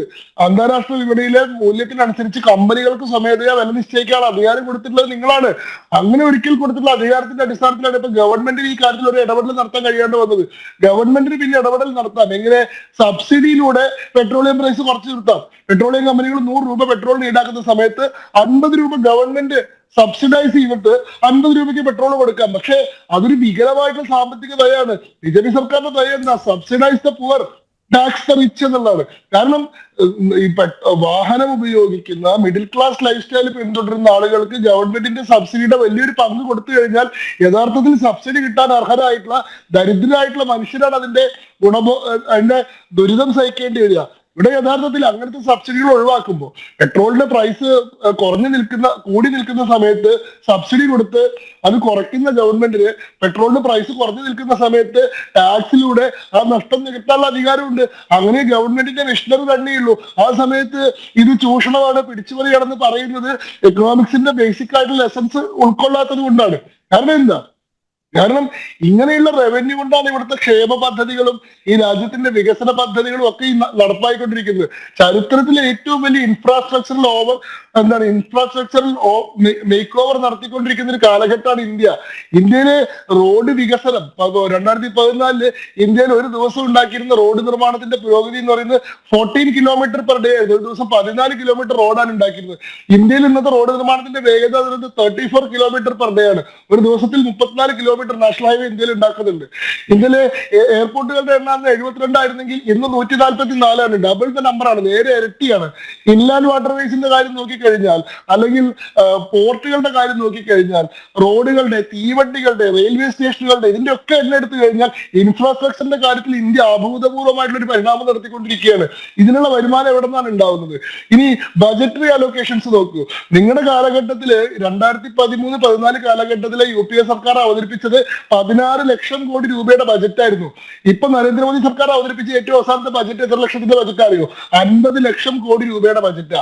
ഇരട്ടി പോലുമല്ല, 3 ഇരട്ടി വലുപ്പത്തിലുള്ള ബജറ്ററി അലോക്കേഷൻസ് ആണ്, സ്പെൻഡിംഗ് ആണ് ഈ ഗവൺമെന്റ് നടത്തിക്കൊണ്ടിരിക്കുന്നത്. കാർഷിക മേഖലയ്ക്ക് UPA സർക്കാർ കൊടുത്തിരുന്ന ഒരു ബജറ്ററി അലോക്കേഷൻ എന്ന് പറയുന്നത് 25,000 കോടിയായിരുന്നെങ്കിൽ ഈ ബജറ്റിലുള്ള കാർഷിക മേഖലയ്ക്കുള്ള അലോക്കേഷൻ എന്ന് പറയുന്നത് 1,25,000 കോടിയാണ്. 5 ഇരട്ടിയായിട്ടാണ് പറയുന്നത്. ക്ഷേമ പെൻഷനുകൾ UPA സർക്കാരിന്റെ കാലത്ത് ക്ഷേമ പദ്ധതികൾ, MGNREGA പോലെ മറ്റേ അങ്ങനത്തെ പദ്ധതികൾ, റൈറ്റ് ടു എഡ്യൂക്കേഷൻ പോലെ ക്ഷേമ പദ്ധതികൾക്ക് വേണ്ടി കൊടുത്തിരുന്നത് 1.5 ലക്ഷം കോടി രൂപയാണെങ്കിൽ നരേന്ദ്രമോദി സർക്കാരിന്റെ കാലത്ത് സോഷ്യൽ സെക്യൂരിറ്റി മെഷേഴ്സിന് വേണ്ടി മാത്രം അലോക്കേറ്റ് ചെയ്യുന്നത് 10 ലക്ഷം കോടി രൂപയാണ്. അപ്പോ സാധാരണക്കാരിലേക്കാണ് ഈ പണം പോകുന്നത്. 4 കോടി ആളുകൾക്കാണ് പ്രധാനമന്ത്രി ആവാസ് യോജന പദ്ധതി പ്രകാരം വീടുണ്ടാക്കി കൊടുത്തിട്ടുള്ളത്. 12 കോടി വീടുകളിലേക്കാണ് ജൽജീവൻ മിഷൻ പദ്ധതി പ്രകാരം വെള്ളം എത്തിച്ചു കൊടുത്തിട്ടുള്ളത്. 12 കോടി ശൗചാലയങ്ങളാണ് നിർമ്മിച്ചിട്ടുള്ളത്. ഇതേപോലെ തന്നെ ഓരോ മേഖലയിൽ ഉണ്ടായിട്ടുള്ള പരിവർത്തനങ്ങൾ നോക്കിക്കഴിഞ്ഞാൽ ആയുഷ്മാൻ ഭാരത് എന്ന് പറയുന്ന സ്കീമിന്റെ ഗുണഭോക്താക്കളായിട്ടുള്ളത് 16 കോടി ആളുകളാണ്. ഇത്ര ആളുകളിലേക്ക് ഗവൺമെന്റിന്റെ വിഭവങ്ങൾ എത്തിക്കുമ്പോൾ സ്വാഭാവികമായിട്ടും ഗവൺമെന്റിന്റെ റവന്യൂ അതിനനുസരിച്ച് വർദ്ധിപ്പിക്കേണ്ടി വരും. ആ സമയത്ത് നിങ്ങൾ ചെയ്തിരുന്ന പോലെ ഈ പെട്രോളിന്റെ മുകളിൽ സബ്സിഡി കൊടുക്കാൻ ഗവൺമെന്റുകൾക്ക് സാധിക്കില്ല. കാരണം ആരെയാണ് സബ്സിഡൈസ് ചെയ്യേണ്ടത് എന്നുള്ള കാര്യത്തിൽ കുറെ കൂടി കൃത്യമായിട്ടുള്ള നയം ഈ ഗവൺമെന്റുകൾക്ക് ഉണ്ട്. രാജ്യത്തിന്റെ വിഭവശേഷി അതിനനുസരിച്ച് വർദ്ധിച്ചിട്ടുണ്ട്. നിങ്ങൾ പറയുന്നു ഗ്രോത്ത് റേറ്റ് വർദ്ധിച്ചിട്ടില്ല. അന്നത്തെ കാലഘട്ടത്തിൽ 7%, 8% ഗ്രോത്ത് റേറ്റ് ഉണ്ടായിരുന്നു. ഇന്നത് 6%. സാർ, നിങ്ങളുടെ കാലഘട്ടത്തിൽ ഇന്ത്യൻ എക്കോണമി എന്ന് പറയുന്നത് 1.75 ട്രില്യൺ എക്കോണമിയാണ്. ഇന്നത്തെ നമ്മുടെ എക്കോണമി എന്ന് പറഞ്ഞാൽ 4.25 ട്രില്യൺ എക്കോണമിയാണ്. 5 ട്രില്യൺ എക്കോണമിയിലേക്ക് പോയിക്കൊണ്ടിരിക്കുന്ന ഒരു എക്കോണമിയാണത്. 1.25 ട്രില്യൺ എക്കോണമിക്ക് വളരുന്ന വേഗത്തിൽ 4.25 ട്രില്യൺ എക്കോണമിക്ക് വളരാൻ സാധിക്കില്ലല്ലോ. അതിന്റെ സൈസ് വളരെ വലുതല്ലേ. അതായത് നിങ്ങളുടെ കാലഘട്ടത്തിൽ ഉണ്ടായതിന്റെ ഇരട്ടി വരുമാനം ഉണ്ടായാൽ പോലും ഇവിടെ 1% ഗ്രോത്ത് റിഫ്ലക്ട് ചെയ്യില്ല. കാരണം they have already grown so much. നമ്മൾ അത്രത്തോളം വലുതായി കഴിഞ്ഞു എന്നുള്ളതാണ് ഇതിന്റെ കാരണം. അപ്പോ നിങ്ങളുടെ ഡെക്കേഡ് ലോസ്റ്റ് ഡെക്കേഡ് ആണെന്നുള്ളത് മറയ്ക്കാൻ വേണ്ടിയിട്ട് ഇത്തരത്തിലുള്ള കുതർക്കങ്ങളൊന്നും ഉന്നയിക്കുന്നതുകൊണ്ട് എന്തെങ്കിലും കാര്യം ഉണ്ടാവുമെന്ന് എനിക്ക് തോന്നുന്നില്ല. പിന്നീട് ഇപ്പോ ഈ കേരളത്തിന്റെ രാഷ്ട്രീയ സാഹചര്യത്തിലേക്ക് അങ്ങ് ഉന്നയിച്ച പ്രശ്നത്തിലേക്ക് വരികയാണെങ്കിൽ നോക്കൂ, കേരളത്തെ സംബന്ധിച്ചിടത്തോളം മറ്റൊരു ആൾട്ടർനേറ്റീവ് ഇല്ല. കേരളത്തിലെ ജനങ്ങൾ 2 ആൾട്ടർനേറ്റീവും പരീക്ഷിച്ച് കഴിഞ്ഞിട്ടുള്ള ആൾക്കാരാണ്. പണ്ടൊരു കഥ പറയും, എന്താണ്, ഒരു കള്ളന് രാജാവ് എന്തോ ഒരു മോഷണം പിടിച്ചതിന് ശിക്ഷ കൊടുത്തു. അപ്പോ 50 ചെരുപ്പിന് അടി കൊള്ളുക എന്നുള്ളതായിരുന്നു ശിക്ഷ. തലയ്ക്ക് ചെരുപ്പ് കൊണ്ട് 50 അടി കൊടുക്കും. അതല്ലെങ്കിൽ അത് ബുദ്ധിമുട്ടാണെങ്കിൽ വേറൊരു കാര്യം ചെയ്യാം, 50 കുടം പുളിവെള്ളം കുടിക്കാം എന്ന് ഒരു ഓപ്ഷൻ കൊടുത്തു. അപ്പൊ കള്ളം വിചാരിച്ചു 50 കുടം പുളിവെള്ളം കുടിക്കൽ ഭയങ്കര ബുദ്ധിമുട്ടാണ്, അതുകൊണ്ട് 50 വട്ടം ചെരുപ്പിന് അടി കൊള്ളുക, തലയ്ക്ക് അടി കൊണ്ടാൽ മതിയല്ലോ എന്ന് വിചാരിച്ചു. അങ്ങനെ അടി തുടങ്ങി. 1 അടിയായി, 5 അടിയായി, 10 അടിയായി, 15 അടിയൊക്കെ ആയപ്പോഴേക്ക് സഹിക്കാൻ വയ്യേണ്ടി 20 അടിയായപ്പോ കള്ളം പറഞ്ഞു, അയ്യോ തലയ്ക്ക് അടി കൊള്ളാൻ വയ്യ, ഞാനൊരു കാര്യം ചെയ്തോളാം, ഞാൻ പുളിവെള്ളം കുടിച്ചോളാം എന്ന് പറഞ്ഞു. അങ്ങനെ 20 അടി വെച്ചിട്ട് ഇത് നിർത്തി പുളിവെള്ളം കുടിക്കാൻ തുടങ്ങി. 1 കുടം കുടിച്ചു, 10 കുടം കുടിച്ചു, 15 കുടം കൊടുത്തു. 20 കുടമൊക്കെ ആയപ്പോഴേക്ക് വയ്യ, ഒരു നിവർത്തിയില്ല, മരിച്ചാലും വീട്ടിൽ ഇനി ഈ വെള്ളം കുടിക്കാൻ പറ്റില്ല എന്നായി. അവർ പറഞ്ഞു, ഞാൻ കാര്യം ചെയ്ത് ചെരുപ്പിന് അടി തന്നെ കൊണ്ടോളാന്ന് പറഞ്ഞു. അങ്ങനെ വീണ്ടും അടി തുടങ്ങി. 20 അടിയായപ്പോ ഇത് നിർത്തി, വീണ്ടും പുളിവെള്ളം കുടിക്കാൻ തുടങ്ങി. 20 കുടമായപ്പോ നിർത്തി. ഇയാളുടെ ശിക്ഷ ഒരിക്കലും അവസാനിക്കുന്നില്ല. ഇയാൾ എപ്പോഴും ചെരുപ്പിനടി കൊള്ളും, പുളിവെള്ളം കുടിക്കും, ചെരുപ്പിനടി കൊള്ളും, പുളിവെള്ളം കുടിക്കും. ഇതാണ് മലയാളിയുടെ അവസ്ഥ. 5 കൊല്ലം LDF ഭരിച്ചു കഴിഞ്ഞാൽ ഇവരെ മടുത്തു, ഇവരെ വെറുത്തു, ഇവരെ എങ്ങനെയെങ്കിലും തലേന്ന് ഒഴിവാക്കിയാൽ മതി. അപ്പൊ പകരമുള്ള ഓപ്ഷൻ എന്താന്ന് ആലോചിക്കുന്നില്ല, അതിന്റെ കാഠിന്യം എന്താന്ന് ആലോചിക്കുന്നില്ല.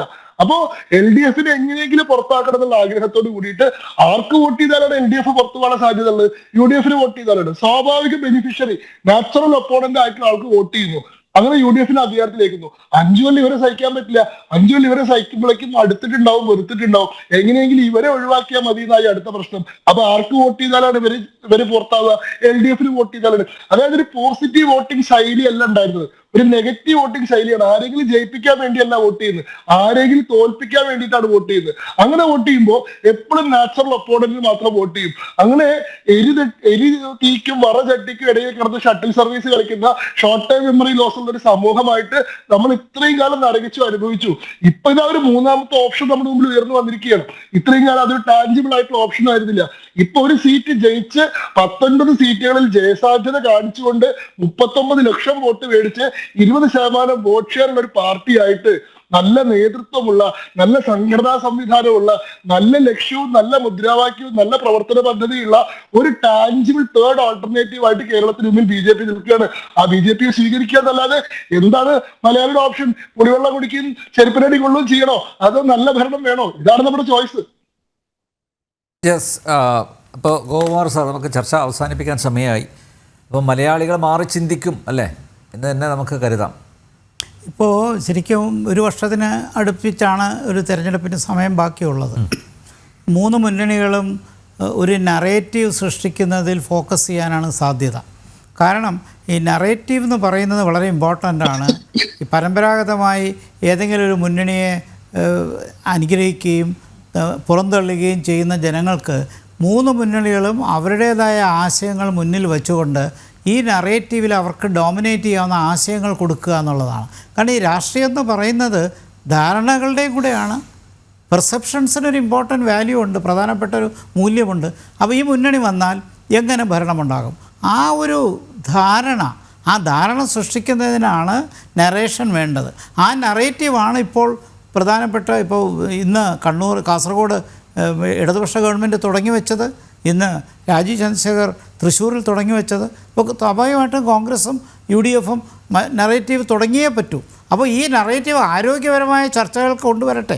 ആര് ജയിക്കും തോക്കുന്നുള്ളതിനോടൊപ്പം തന്നെ എന്തൊക്കെ നയങ്ങളാണ് ഞങ്ങൾ കൊണ്ടുവരാൻ പോകുന്നത്, എന്തൊക്കെ മാറ്റങ്ങളാണ് കേരളത്തിന് കൊണ്ടുവരാൻ പോകുന്നത്, പുതിയ കേരളം എങ്ങനെ വരണം, അങ്ങനെ വരുമ്പോൾ കേരളത്തിലെ തൊഴിലില്ലായ്മ എന്നുള്ള പ്രശ്നം അവസാനിക്കുമോ, ഇവിടെ ചെറുപ്പക്കാർക്ക് ഇവിടെ തന്നെ പഠിക്കാനും ഇവിടെ തന്നെ ജോലി ചെയ്ത് ജീവിക്കാനും കഴിയുമോ, ഇവിടെ സാമൂഹ്യക്ഷേമ പദ്ധതികൾ ഗുണം ചെയ്യുന്ന പാവപ്പെട്ടവർക്ക് അത് വർദ്ധിപ്പിക്കാൻ കഴിയുമോ, അവരുടെ പ്രശ്നങ്ങളെ അഡ്രസ്സ് ചെയ്യാനും കഴിയുമോ, അഴിമതി കുറയ്ക്കാൻ പറ്റുമോ, മയക്കുമരുന്നിൻ്റെ പ്രശ്നങ്ങളിൽ നിന്ന് നമുക്ക് രക്ഷപ്പെടാൻ കഴിയുമോ, മദ്യപാനത്തിൽ നിന്ന് മയക്കുമരുന്ന് രൂക്ഷമായി സമൂഹത്തെ നശിപ്പിക്കുന്നു, അതിൽ നിന്ന് നമുക്ക് രക്ഷപ്പെടാൻ കഴിയുമോ. അപ്പോൾ ചുരുക്കത്തിലൊരു പോസിറ്റീവായിട്ടുള്ളൊരു ആഖ്യാനം, നറേറ്റീവ് വിശാലമായി ചിന്തിക്കുന്നവരാണോ മലയാളികൾ? തീർച്ചയായിട്ടും. സംശയമുണ്ടോ?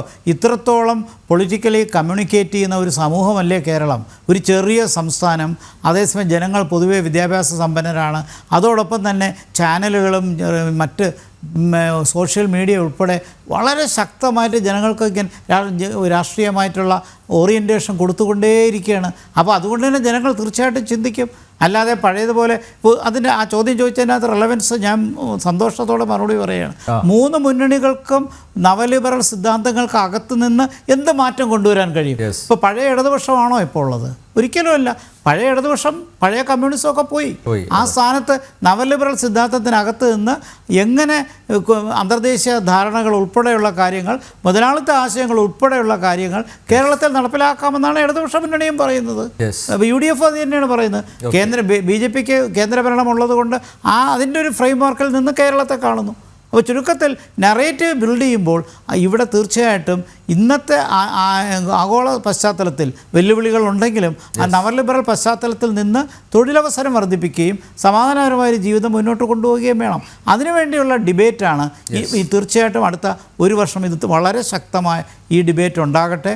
അതെല്ലാ പാർട്ടികളും അതിൽ സജീവമായി പങ്കെടുത്താൽ ജനങ്ങൾക്ക് അതിൽ കൂടുതൽ അവർക്ക് ആരെ അനുഗ്രഹിക്കണം, ആർക്ക് പിന്തുണയ്ക്കണം എന്നുള്ള കാര്യത്തിൽ വ്യക്തതയുണ്ടാകും. ഓക്കെ, കേരളം വികസിക്കണം, പുരോഗതിയിലേക്ക് കുതിക്കാൻ സഹായകരമായ ഭൗതിക സാഹചര്യങ്ങൾ നമുക്കുണ്ടെങ്കിലും അവ ഫലപ്രദമായി പ്രയോജനപ്പെടുത്താൻ കേരളം മാറി മാറി ഭരിച്ച ഇടത് വലത് മുന്നണികൾക്ക് സാധിക്കുന്നില്ല. അവിടെയാണ് വികസിത കേരളം എന്ന ലക്ഷ്യവുമായി BJP അവതരിച്ചിരിക്കുന്നത്. കേരളത്തിൽ BJP മുന്നോട്ട് വയ്ക്കുന്ന രാഷ്ട്രീയത്തെ അന്ധമായി എതിർക്കുക ഒരു ശീലമാക്കിയവരുണ്ട്. അവരുടെ കാഴ്ചപ്പാടുകൾ പൊളിച്ചെഴുതി അവരെ കൂടെ നിർത്താൻ സാധിക്കുമെന്ന വിശ്വാസമാണ് രാജീവ് ചന്ദ്രശേഖറിൻ്റെ നേതൃത്വത്തിന് ഉള്ളത്. ജനഡിബേറ്റ് ഇവിടെ പൂർണ്ണമാകുന്നു. ചർച്ചയിൽ പങ്കെടുത്ത എല്ലാ അതിഥികൾക്കും നന്ദിയൊപ്പം പ്രേക്ഷകർക്കും.